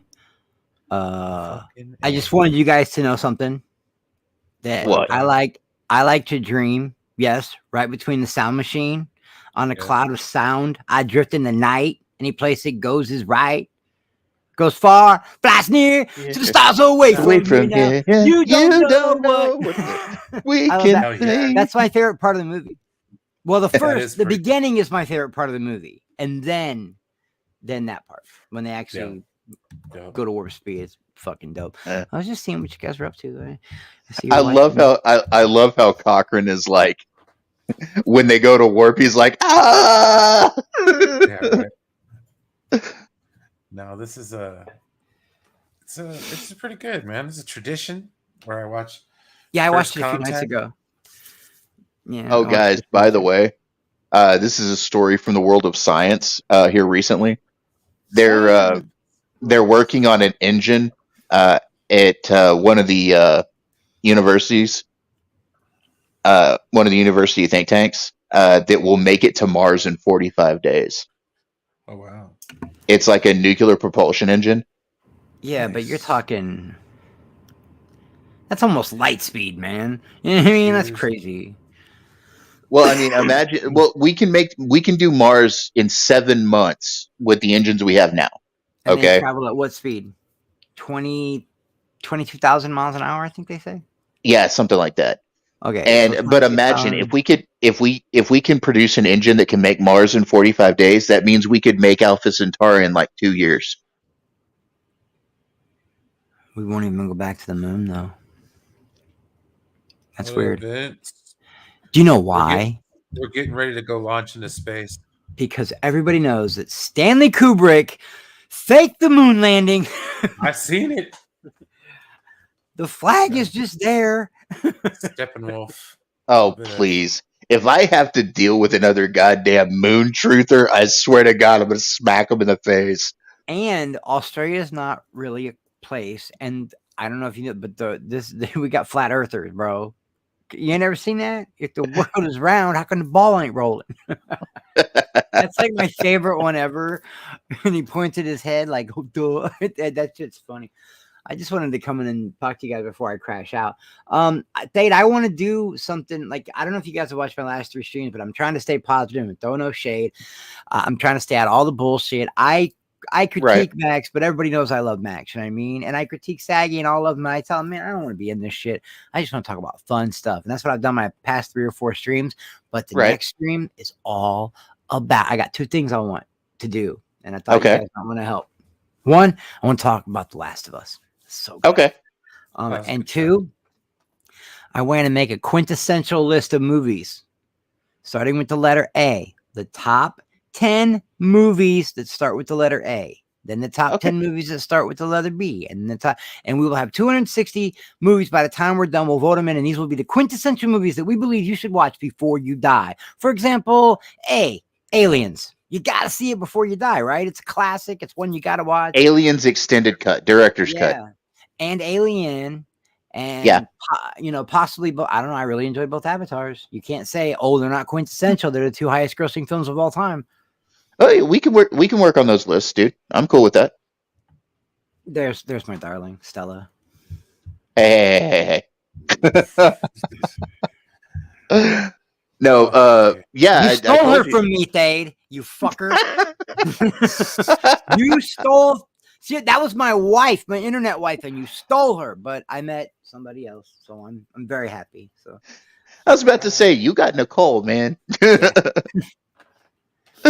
Yeah, I know it's tradition. I haven't been able to talk to Brian for a while. Brian, I see a lot of shit on Twitter, man. Don't feed into that bullshit, man. I know the true you. Okay. Well, dude, I've kind of resolved. I am not ever speaking to any of them again, so I'm good. Yeah, I can see that. Man. Yeah. Hey, lines have been crossed, and I'm good. I don't need to. Hey, man, Chris. Yeah. Yeah, but most definitely, I'd like to work with you on both of those. Yeah, I really want to talk about The Last of Us because I've never been part of a show, even Walking Dead. You know what I mean? But I've never been part of a show where not one episode was bad. There wasn't 1 week episode. Like if you had to say that week episode, you could say maybe 4. But that's just the weakest of the 9. I've never had a series that pulled me, and I didn't play the game, guys. I didn't play the fucking game. I didn't either. I've never had a show pull me in, make me give a fuck about the characters right off Jump Street, even the girl that died in the 2nd episode, okay? And I've never had a series where every single episode had a gut punch. Oh, damn. Dude, it's going to be hard when they advance towards the 2nd game because I know what happens in the 2nd game. Yeah, people are going to freak. They're going to freak. Oh, dude. Ryan, you haven't watched The Last of Us yet? Well, I've watched the first. I've never played the game. Yeah, that show is Yeah. fucking incredible, dude. Well, Every that's what I love about the show, though. You don't have to have played the game to like that show. Like they No. made it It's fine. accessible. I love that they extended the canon in episode 3. I loved that episode with the dude from Parks and Recreation, Yeah, Oh yeah. and his name was Billy. Nick You know what I Offerman. mean? And my Yeah. brother's name was Billy, and my brother was gay. You know what I mean? Like Oh, that that's that cool. Yeah. episode hit hard for me, Thade. Like it was. I can imagine. I was extra on that episode, bro. yeah. And everybody got mad. Keep the gays off my TV. All right, motherfucker. Look, man, that bullshit is just weak now, man. It's weak And as water, dude. The more I stay away from the internet, Thade, and the more I go out in the real world and I talk to big crowds and I go to concerts, you know what I realize? That shit only happens in the internet world. In the Nobody Twitter in the sphere, real, man. yeah, nobody in the real world gives a fuck. They just love Well, I that. say it all the time on mine and William's show on the Sci-Fi Center. You know, we talk what they about it all wanna the do? time. You know what The they wanna culture, do? Go the home, culture war only exists online. drink some beer. Yeah, you know what? I've been drinking, and I don't even know why, but because they hit hard. I don't drink very often. Ricky made me do a couple shots of bourbon the other night, and it was bad 2 nights ago. But they got these in a glass bottle. They got these margaritas in a glass yeah. bottle by Nice. Cayman or something. And Yeah. dude, 3 of those, and you're feeling it, man. Like you are feeling it, man. Yeah, And that I Red's made a apple point ale out or whatever it this is. year. but no, I tried to tell. Mostly I just been getting high, man. Hey, Did you guys Chris, see my stream last night, Dade? I was dude, out you of were it. toasted, Whoa, man. I forgot I ate that edible at my brother's. Yeah, And I came home and I smoked that keef, not weed, keef. Oh, Keith. The dust Yeah. and I oh was Jesus fucking- Christ, dude. I was on beam me the fuck up, Scotty. I was on the Enterprise, yo. I love it. Did you notice I was all over the place on the stream and I was giggling and shit? Yeah, And I accidentally said Brodan's name and I didn't mean to because I was reading a DM and it was just out of nowhere, man. You know, but I am on some straight up love me sexy. I got a ring that says ELE. Oh, dude, that's awesome. That's awesome. I I fucking just- love that movie. I just watched it Jackie last movie. night, Brian. I just watched it last night. And I watched First You're Contact the beautiful, night Flint. before that.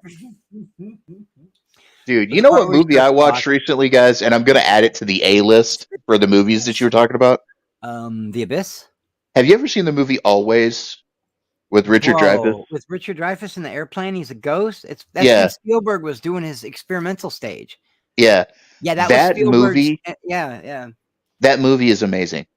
Yeah, no, it's really good. It's really good. One of my favorite lines is the John Goodman in the movie right before Richard Dreyfuss's character dies. When John Goodman's character's plane is on fire, he's like, I was in such a good mood. "My ass is on fire! Can you believe it?" And I was in such a good mood. It's a great movie, man. Yeah, man. There's one. I don't know if you guys have Tubi, but there's a movie. I've been trying to think of the name of it because I'm like Brian would dig this movie. We're car guys. We watch car movies. You know what I mean? And Yeah. there's a movie called, and the reason I couldn't think of the name is because it's called Catch Me If You Can. The same Yeah. as the Leonardo DiCaprio movie, right? Yeah, But it's on Tubi and it's called Catch Me If You Can. And they're trying to save their school. It's so 80s. They're trying to save their school, right? So this nerdy girl starts taking the school money from bake sales and shit, and she puts it on drag racing, street racing. And this guy's got this dope ass Chevelle. You know what I mean? And then there's the Twin City Run, the myth of the Twin City Run, right? And you got to make it from one end of the city to the next end of the city in 40 minutes or 20 minutes, right? You got 20 minutes to go 20 miles.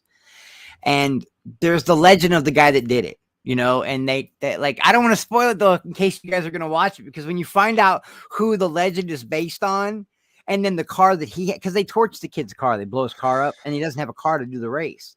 So the dude that won the original race, the first one back in the 50s or whatever, like he goes out to the football field and he opens up the football field and it's a 56 Chevy, bro, and it's all muscled out and tricked out. Dude, Yeah. Brian, it's such a good movie, bro. It's so Oh, good. And check at the that end, out. he jumps to the uprights of the football stadium and they hide the car back where it was and the cops are shit. It's so 80s, but it's so good. Oh, shit. dude, another essential A movie, American Pie. Oh, there you go. I mean, for comedy, that's what I'm worried about, man. I want to make a list and I want to put, but it's so hard to come up with like you got to narrow it down to the 10 greatest movies of all time that start with the letter A and then the letter B. And then you could argue for days. You know what I mean? Because I think that, I know Alien and Aliens would both have to be on there. Yeah, Animal House. There you go. Yeah, these are classic movies. I'm talking about quintessential, like Godfather shit, Goodfellas, shit you gotta see before you die, like Taxi Driver, Sophie's Choice, Schindler's List. Dude, I finally watched Donnie Brasco the other day. Great Are movie, you putting Animal House in the same category as Godfather? No, I don't. Okay, I was just but I'm William. Animal House starts with the letter A. Godfather starts with the letter G. I want to do 260 movies. The top 10 movies that start with A. The top 10 movies that start with B, C, D. It'll be 260 movies by the time it's over. E.T.'s got to be in there. You know what I mean? It's a quintessential movie. Kind of okay. Blade Runner. I'm not even a Blade Runner fan. I don't like Blade Runner, but you have to put Blade Runner in the quintessential movies because it's a massive classic. Everyone loves it. Like it is the one movie everybody talks about when you bring up sci-fi. Dude, you've got the biggest Blade Runner fan ever on screen with us right now. Oh, that's right. William is a Blade Runner guy. Yeah. You start and stop with Blade Runner. We don't even need to go to the other 260. The other 259. I mean, we can go ahead and take up all the time. We'll see how Dune ends up. But that would maybe have to be on there because it was visually stunning and it's based on a book that's so fucking incredible. Even though the 84 version was awful, you might have to put Dune on that list. Dude, the Denis Villeneuve Dune, the first part of Dune by Denis Villeneuve is so good. I've watched it so many times, Dave. Like you don't even know how many times I've watched that. Dude, I am so waiting for the second part because all the actions in the second part of that book. So you know the second part of Dune is going to have all the action and it's going to be the best shit ever, dude. I mean, I don't know shit about Dune, but I know that he made a movie that you could actually follow. I couldn't follow the first movie and I couldn't follow the book. I guess I'm just dumb. No, I used to read a book a day. Yeah. The books are dreadful. The books are dreadful. And to be honest with you, if you don't present it right, Dune it could be a box office loser. And people malign them putting it on HBO Max. If they don't put that on HBO Max, we don't get a Dune 2. Yeah. Because, not enough people would have put their eyes on it or given it a chance. They were tracking those HBO Max numbers as well as the box office. Now, whereas I disagree with William on the books because I actually enjoyed all of the books. Yeah, some people love it, some people hate it. Yeah, I get it. I don't like Blade Runner, and I've watched every cut. Well, the problem with the Dune books, Chris, is that they're so heavy with politics. Not only that, they're like fucking hardcore dialogue heavy. Yeah, and over descriptive. Look, I did my English thesis in college on Frank Herbert. Okay, so like, I know that he had a problem with being overly verbose. But he was. He was an ecologist. If you pay attention to what he's trying to teach you with those stories, it's really about being an environmentalist, being a humanist, being like a lot of like positive things. Well, Thade, I actually have a friend on here, okay? And I used to work on her network back when you did networks. When it was Google AdSense and you had like Machinima and stuff. She used to be called Comic Book Girl 19. Yeah. She has a Dune club. She reads the books all the time. She's hardcore Dune chick. I got autographs from her account. I know her. I actually. You do know her. You know who I'm talking about. I'm sub to her. Yeah. Yeah, she's the Game of Thrones stuff she did was so intricate and so good. The way she explained the backstories and Robert's Rebellion and stuff. But I wanted to ask William something. I never get to talk to him anymore. Your favorite cut of Blade Runner? Is it wrong to say that I prefer the theatrical? No, the theatrical one is the one that most people see for the first time. Even though I do like the one with all the origami at the end when Edward James Olmos puts the origami thing. I like that version too. That's a great version. Yeah. I'm just not. It's not that I don't like Dune. I'm just not. Blade Runner. It's just that I'm not as heavy into it as everybody. Even 2049 was a good movie. I enjoyed that movie. Well, 2049 was a superior movie, but if you're going to go with the most complete cut, the international cut is the most complete cut. It has a voiceover, which is, I think, adds to it, and it actually lays out what Ridley Scott's final vision for Deckard is, and it's that he's a replicant. And anybody who wants to tell you that he's not didn't watch the complete versions of it. Okay, so really why in 2049 did he claim it? Because he doesn't know? Does he not know he's a replicant? I think he has a good idea that he is. I think he knows from when he saw the origami, because the only way that Gaff can know that was in his head was if he knew about the program. But in 2049, he tells Ryan Gosling, I'm not a replicant. I got a replicant pregnant, but I'm not a replicant. He doesn't remember when he was how they met and their first initial conversations. He really didn't trust him until just before Love shows up with her goons. Right. He was still. They were fighting. They beat the hell out of each other. He's a great villain. Villain. So you don't really know what he is, but no, he's what it is. And if you watch 2049, it's Deckard was the prototype of what they would eventually use by the time Officer K became what he was. That was always a thing. Brad, the captain, and Edward James Olmos, they both knew because he was a prototype, and he didn't know. Remember, he asked, "How does it not know what it is?" That was the whole point of bringing that out, because he didn't know what he was. And the only people at the end of the game, by the time they fast forward 30 years, that can hunt replicants without having that kind of conscience were replicants. Everybody else couldn't do it. They became burnt out, or they made mistakes that got themselves, mortally injured, like in the beginning of Blade Runner. Yeah. And that's why he was the best one. But he was definitely a replicant. Yeah, I always thought he was, man. I always thought he was. Brian, look at this panel. Look at what you have here. You've got a hardcore favorite in the whole world Dune fan. You got a hardcore favorite in the whole world Blade Runner fan. You got you, favorite in the world Star Trek, and you got me, Star Wars. Oh yeah. You have so much diversity on this panel right now when it comes to pop culture and science fiction, even though an argument could be made for Terminator if they stopped fucking it up, because that is maybe my favorite story of all time. This is true. Stop fucking it up. I got you on, Chris. Dude, so I if you may or may not have heard, I got an Xbox Series X now. Add me. Yeah, dude, I got you. Okay. On there. Bipolar space, nobody. Literally, bipolar space, nobody. You're one of my friends on there. So you guys are actually both friends on mine. So yeah. How the fuck do I not see you guys? Let me look. I don't have an Xbox. Sorry. You won't find me there. Hey, are we starting right at midnight? Are we for Picard? Yeah, we can do that here in just a moment. What's your name? Okay, I just wanted to make sure because I got it queued up. Brian 170167. Why do I not see the friend request? I must already be friends with you.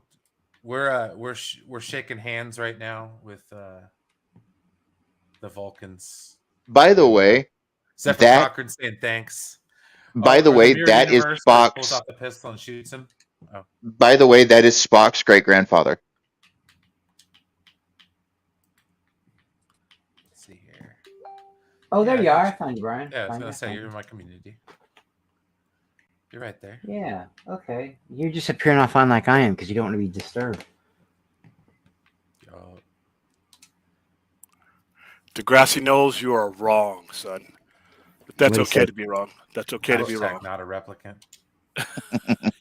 I don't know. I've always believed he was, and I'm not even a big Blade Runner guy, and I've always believed that he was. And I think that's part of the reason that what's his name? What's the villain's name in the first one? Rutger Hauer. That's why I think Rutger Hauer let him live, because he knew.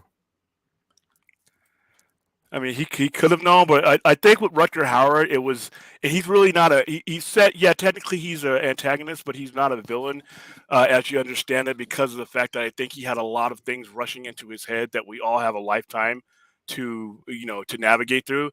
Every feeling that a human being has, he had basically rushing into his head at the moment he's dying.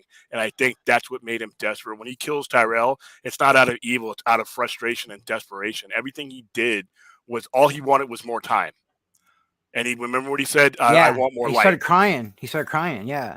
He's like, when he said you were built to be, the best, the light that Brian's that shines brightest, burns fastest, and that's not what Roy Batty wanted to hear. So when you look at it, he's really not a villain. None of them were. They just wanted. I mean, like I said, they just got this life thing, the hang of this life thing. They were just starting to appreciate things. And now it's time to get destroyed. Yeah, that's the whole point of the dove. Every living thing towards the end of his life meant something to him, including Deckard's. And that's why the voiceover is so important. People say, well, the voiceover ruins it. I'm like, no, because if you'd have watched that movie without the voiceover, it already bombed when it first came out. It would have Howard the Duck bombed if you didn't have the voiceovers, and it would have had the resurgence over the preceding, the following decade. That from 1982 to 1992, it picked up millions as far as followers. Isn't it crazy? Isn't it crazy how a movie like that can bomb and then become the biggest science fiction cult classic of all time? Like that blows my mind. It happens all the time. Dazed and Confused bomb. Dude, Everybody loves that movie.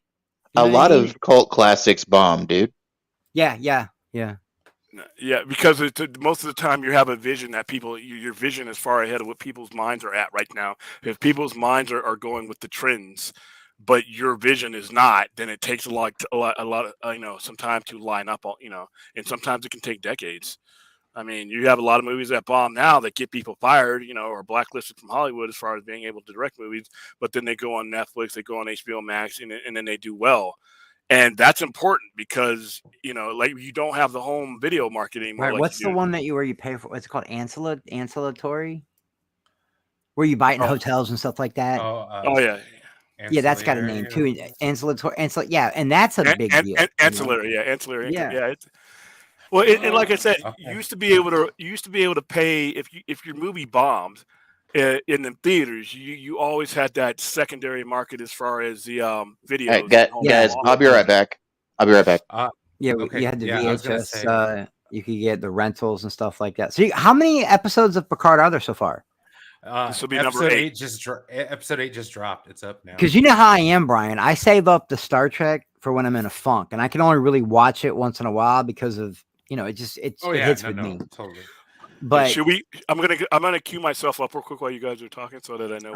I'm saving Strange New Worlds. I haven't watched that yet, and I'm gonna literally binge Strange New Worlds and then go right into Picard when it ends. Do you have the commercial breaks, Brian, or you have commercial free? I have commercial free. Hold on, let me upgrade. Because I think it's like $1, $2. Yeah. I should have already done this like a long time ago. I was just too lazy. Let's see. I get it through Amazon Prime. So I get it through I had to get my own Paramount. But dude, I got iRacing World Outlaws. God damn. I've got NASCAR. I've got all sorts. I've got everything. If it's got wheels and it's in a game, rally to Indy, I've got it, Brian. Oh hell yeah! I like playing like Forza and shit, man. Forza is my favorite. And motorsports, Horizon's fun because it's open world, but I like to be on the track. Give me a track. Yeah, I want to be on the track. Let me tune my car. I love going to Watkins Glen. That's like my favorite track to race on out of all of them.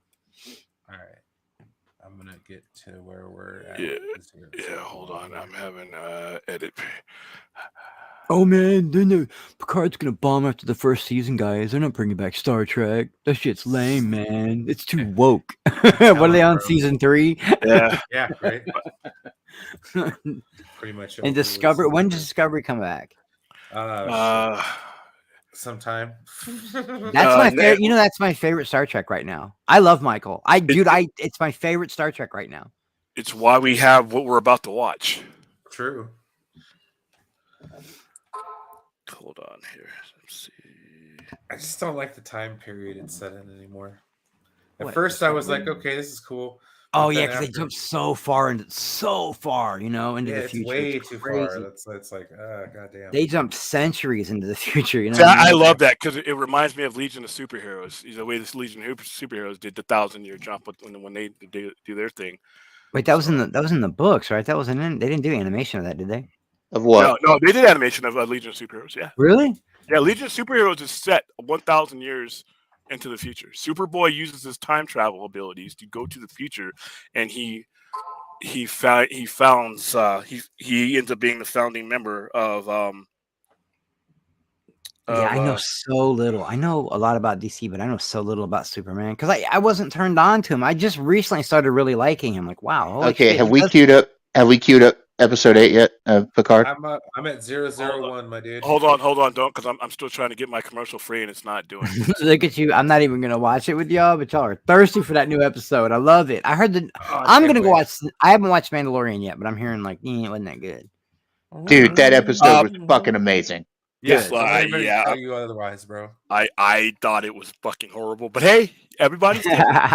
Everybody's different. I thought that was. To be fair, William, you think a lot of Star Wars is horrible, so yeah, but I think William. I think William is Mandalorian, misunderstood. I think William is misunderstood because he's into elevated science fiction, like Dave. Dade'll dumb himself down for us guys. He'll go slumming it with guys like you and me. But Brian and Dade have like elevated sci-fi. You know what I mean? No, I like Mandalorian. That's one of the few things in this area that I like, and I liked like the whole series. This episode sucked, man. It might be the worst episode of the run of the series. Yeah.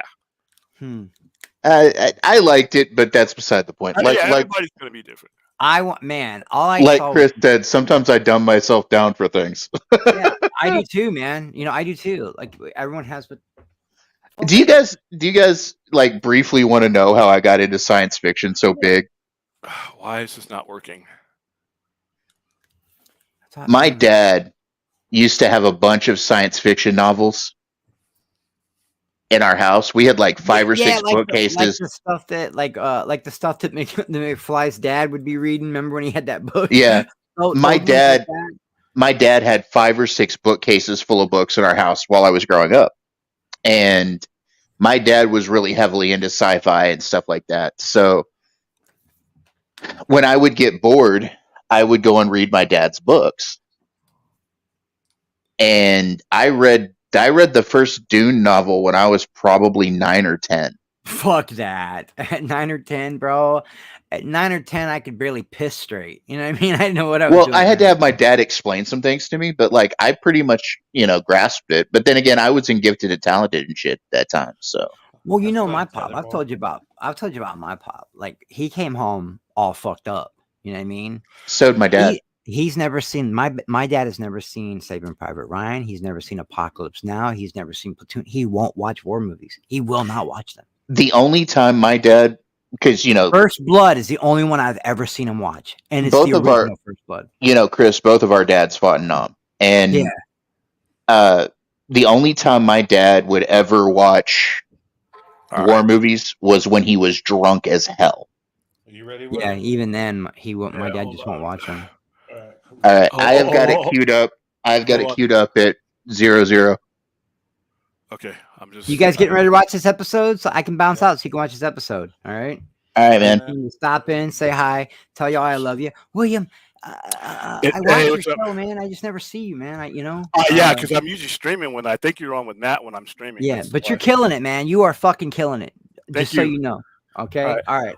I love you guys. I'm out of here. Enjoy your episode. Hey, Chris, hit me up about those shows you want to do, man. I got you, baby. All right, man. Okay, so I'm not going to be able to do this with you because it won't update. I put in my information. I put in everything. It will not update. Hold on. Let me try one more time. Hey, Brian, Stella says in the chat, please announce what timestamp is every now and then. Oh, yeah, no problem. As we watch the episode. Yeah.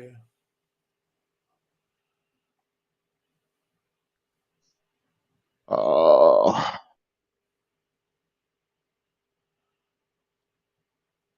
Yeah, just let me know when to hit the buttons, brother. Paramount keeps charging me. Well, $1. It charged me $1, but won't it let me? Okay, I want to go. Yes, I want to go up. Yes. The card is legit. All right. I'm gonna bet tap out and watch it outright, but I can't watch because mine has ad tier and it won't let me go ad free, even though I'm trying to give them money. Which is all right, man. All right, guys, I'll go ahead and watch it, and then I'll jump in afterwards. All right, no problem. All right, are we still doing? We're still doing the Friday night Star Trek show, right? Yeah, we're doing those every day until we have 2 more, and then I've already don't say it on the stream right now, but you guys already know the 2 guests that we have. So yeah. Oh, by the way, William. I have some ideas for the interim between Picard and Strange New Worlds that we can do for the Star Trek show. Okay, cool. All right, I'll talk to you about them Friday. Right, I'll jump back on your stream after it's over. Yeah, no problem. Because you guys will probably be done a little bit sooner than me because I'll have to go to the commercials. All right, man. All right. No big. All right, here we go. I'm at 001. 01. I'm at 01. 001. So 3, 2, 1. You good to go, Brian? Yeah, I'm good. All right, man.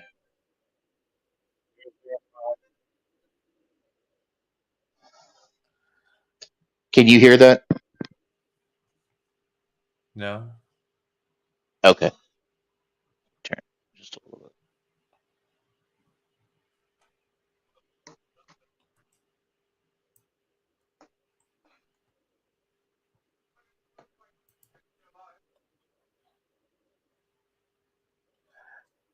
Tuvok. Oh.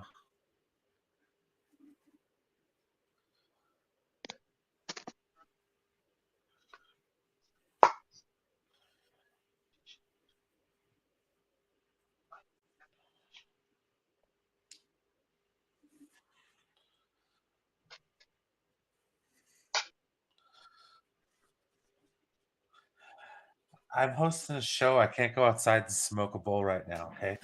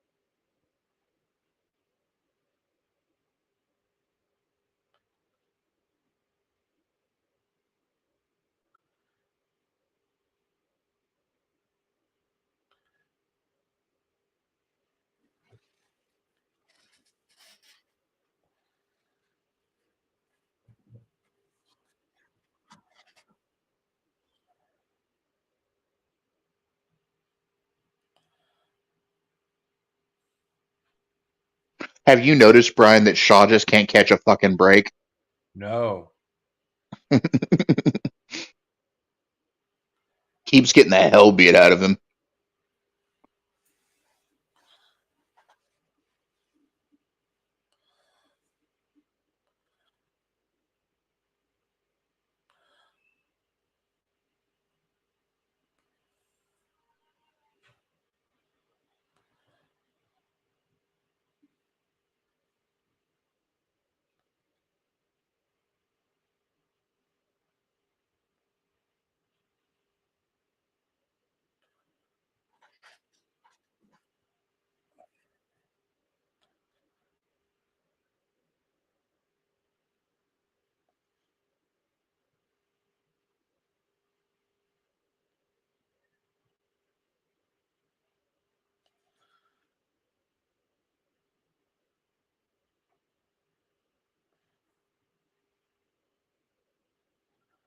About 3 minutes. What? 3 minutes, 10 seconds. Sorry, 3:20. Timestamp action.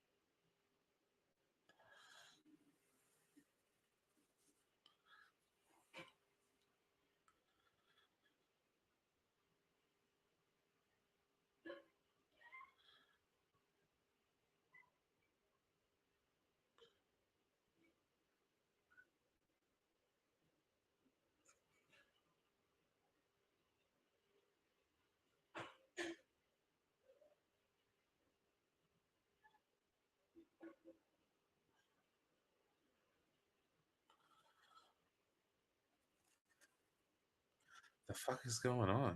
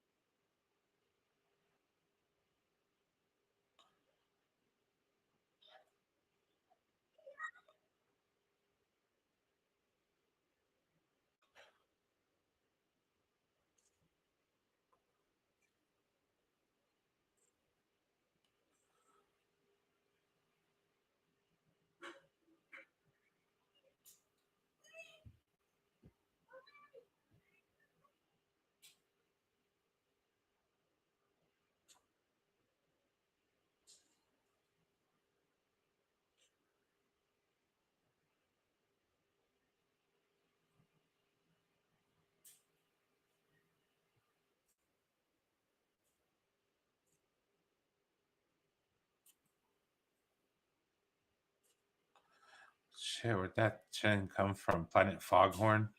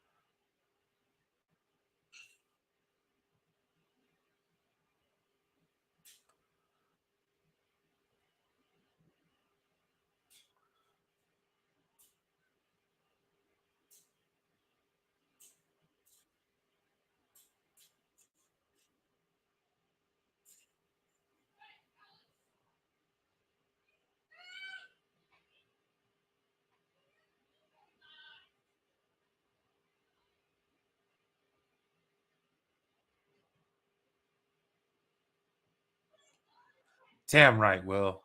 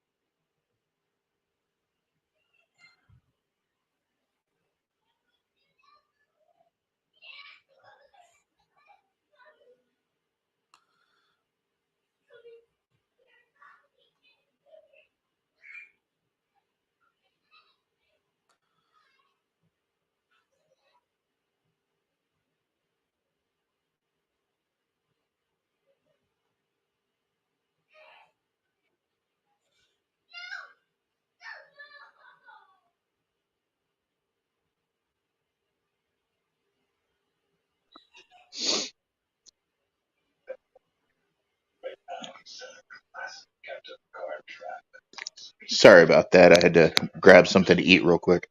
Oh, you're good.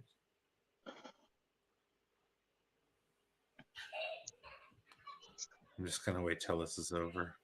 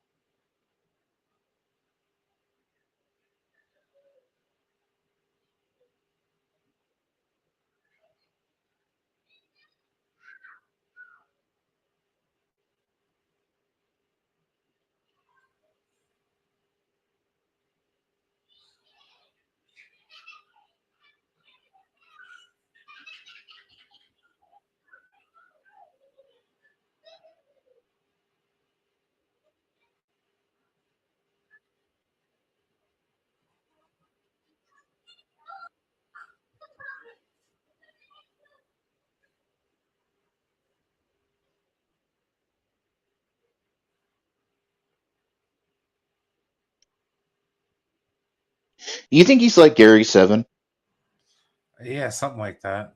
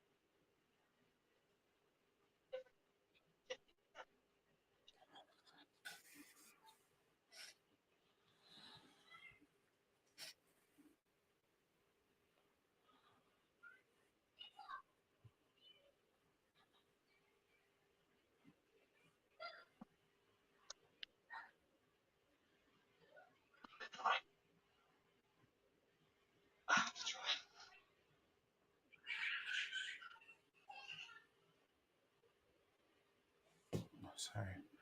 Timestamp 15 minutes. Jack, you better do something. She's going to start executing crew members.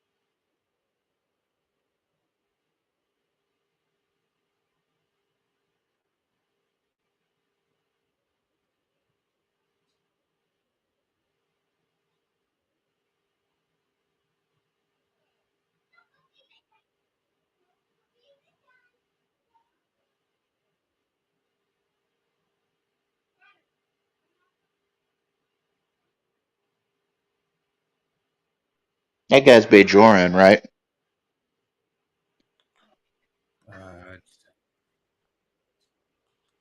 Brian. Yes. That guy's a Bajoran, isn't he? I guess. I don't know. I can't tell. They look a little bit different than the ones from Deep Space Nine. The nose ridges aren't as pronounced. Mm.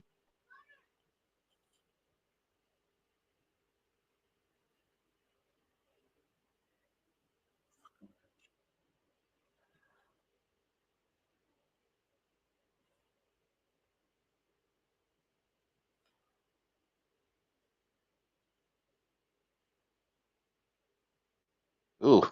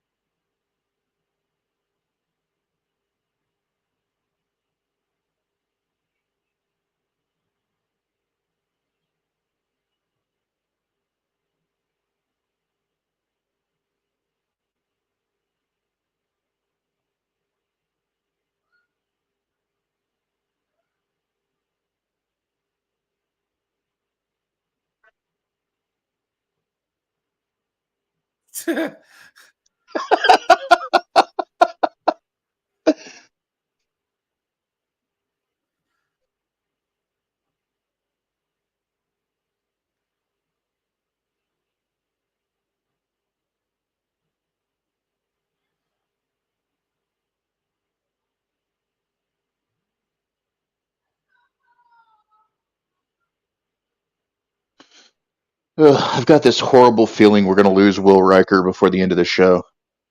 Yeah. Why you got to put that out there, bro?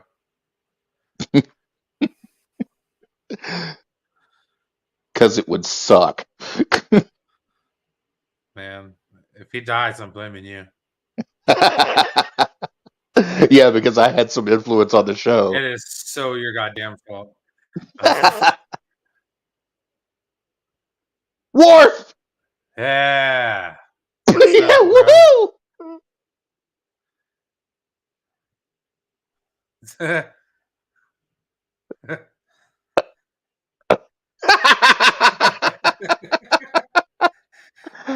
One's personal space is a right.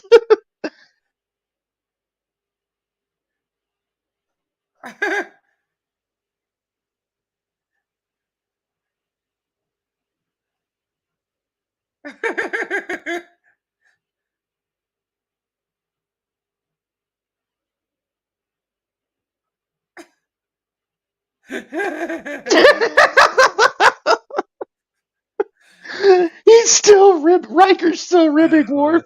I love it. Ooh, they've got a cloaked ship. Oh yeah, yeah.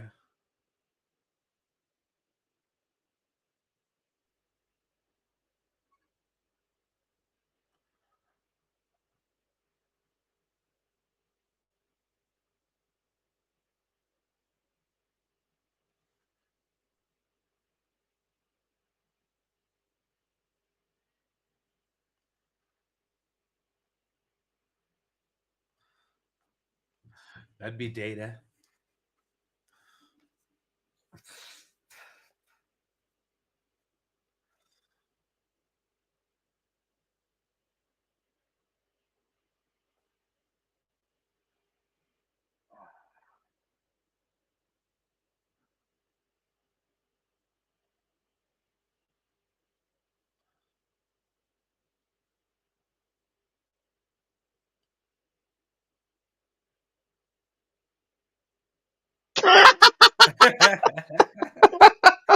Everybody shits on his wine.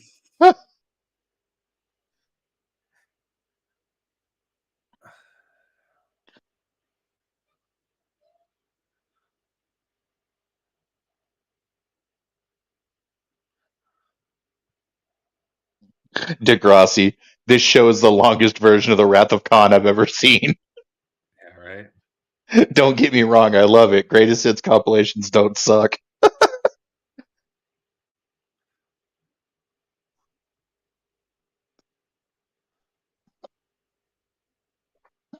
You're not wrong.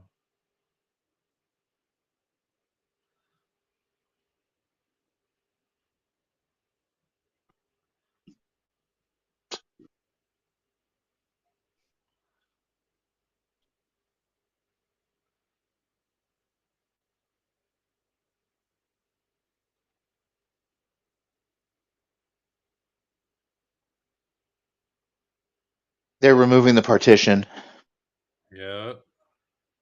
which means we're probably going to get a combination of Data and lore.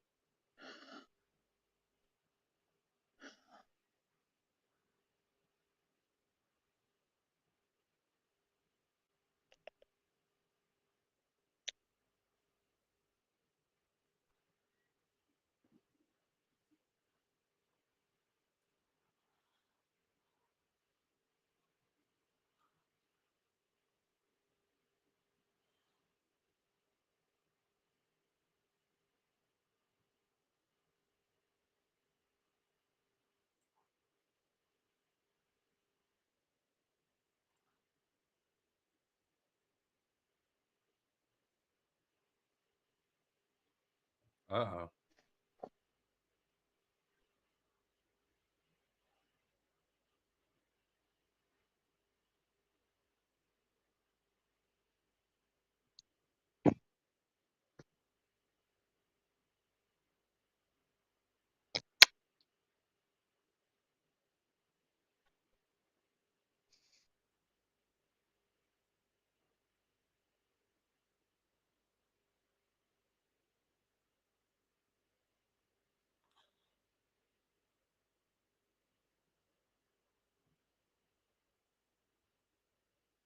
Fight him, Data. Fight him.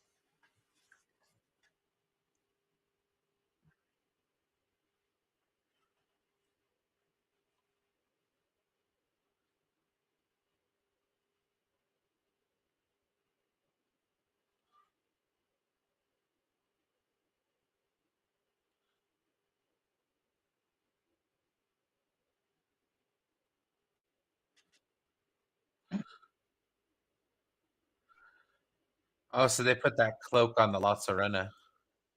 Mm.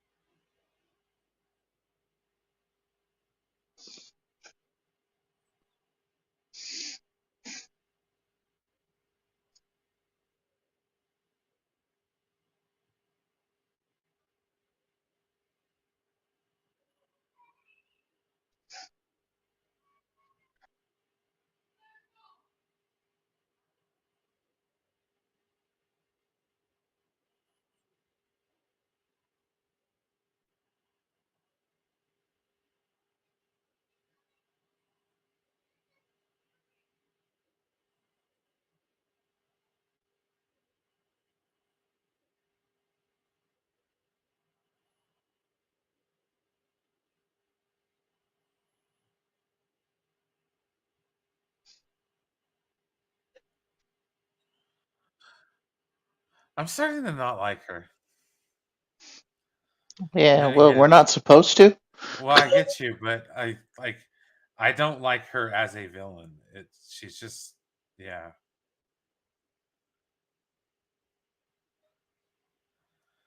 I believe the word is too arch.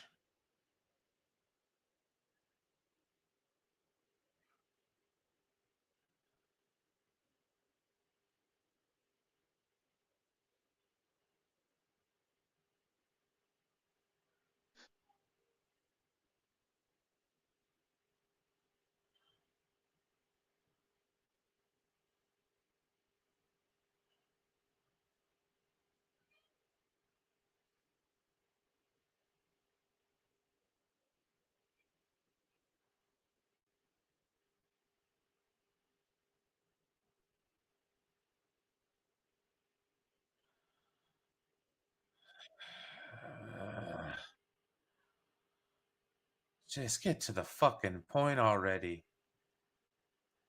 Sorry.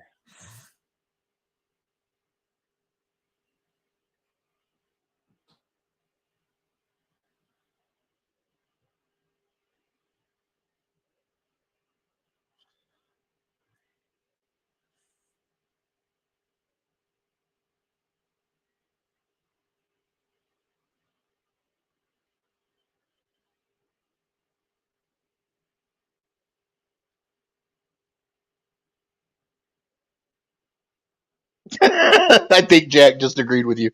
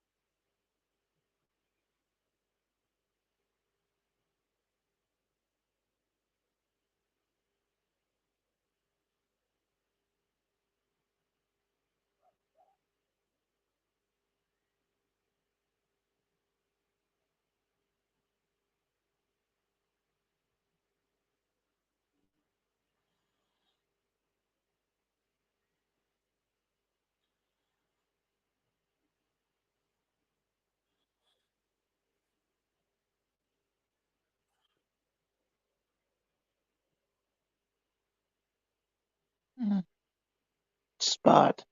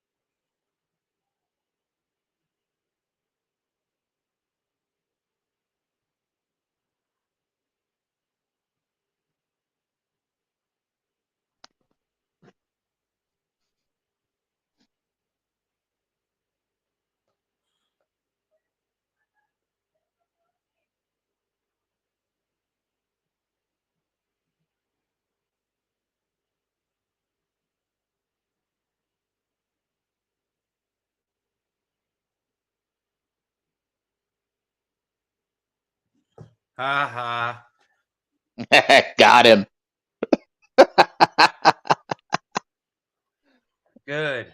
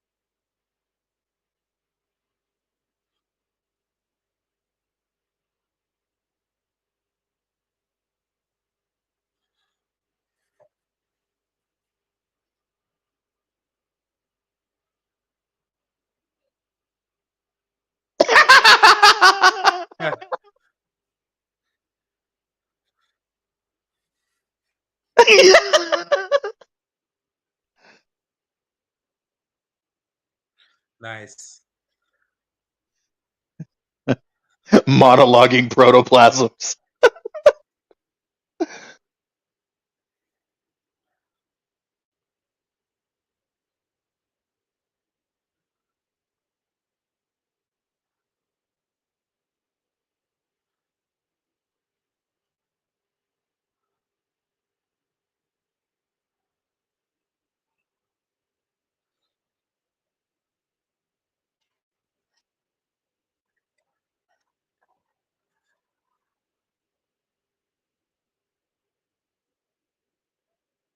Oh, they're gonna blow him out into space.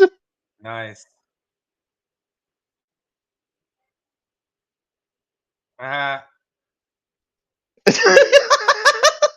Nice. That won't kill a changeling, will it? No, I don't think so.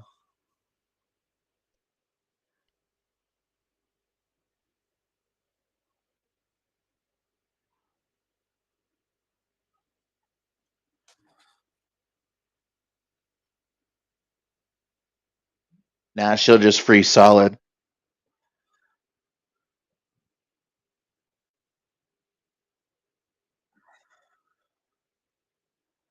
Yeah, she's fine. Oh, Or maybe not. she just shattered. Okay.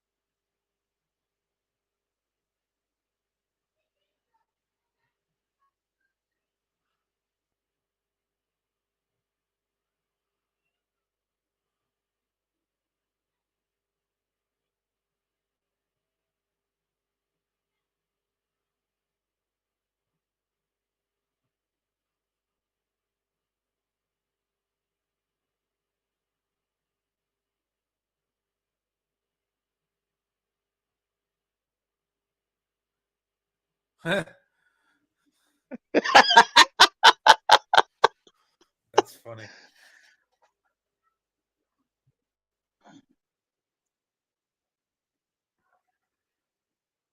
Next Generation theme. Yeah.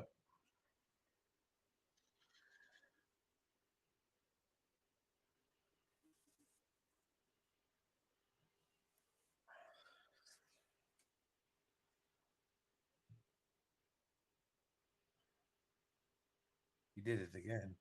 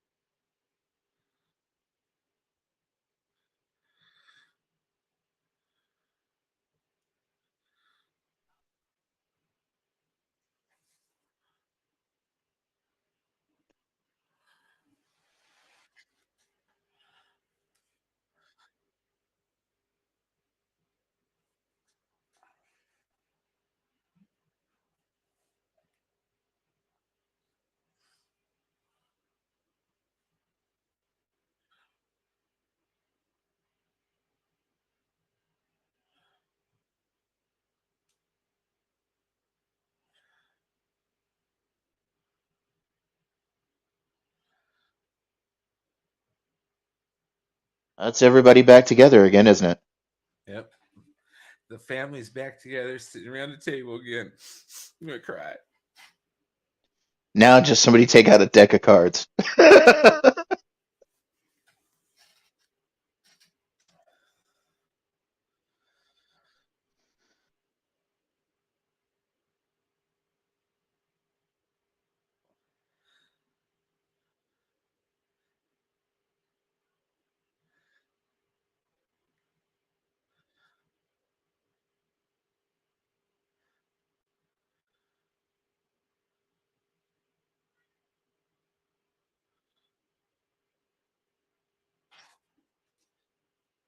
Fucking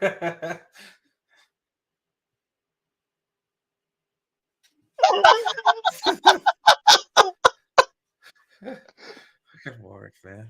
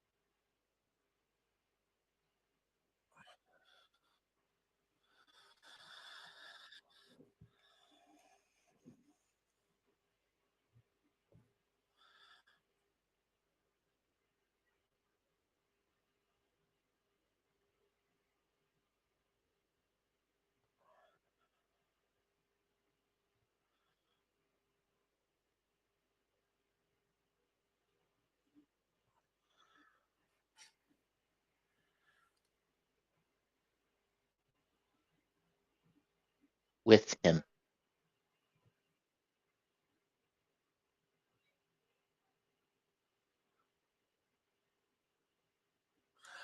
Oh, they're not gonna. No. No, no, no. They're, what? I,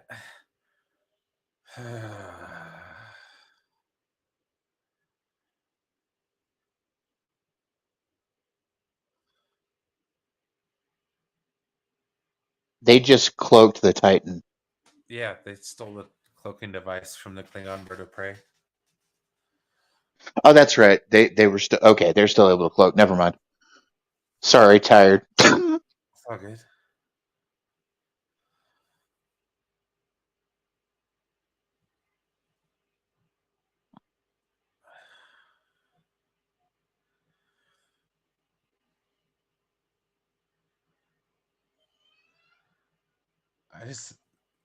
Were they on Bajor at any time in the past? Because this is really starting to it'll piss me off if that's the case. You think he's a pirate?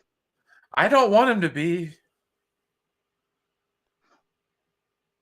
I think this is something else.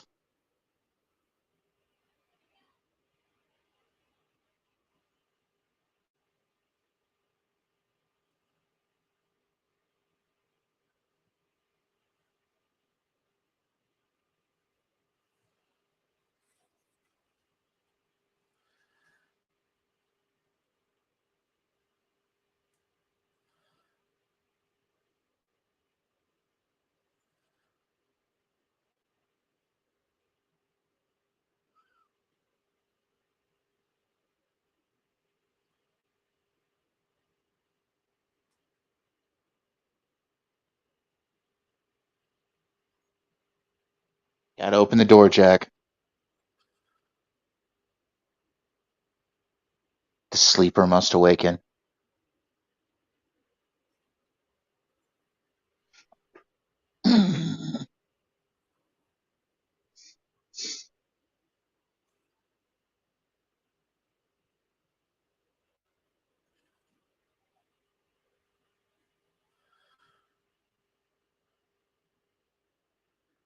I was waiting for him to end the episode.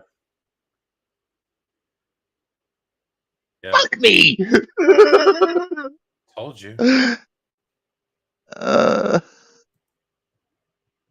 It'll be next week.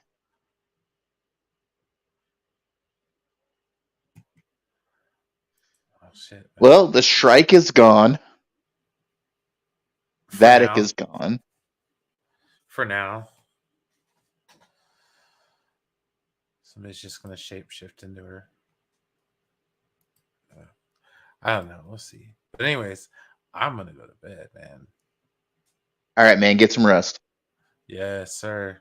All right, everybody. Thank you for joining us. I don't know if probably not going to do this next week as a special. See you Friday night, man. Later, everybody. Take it easy.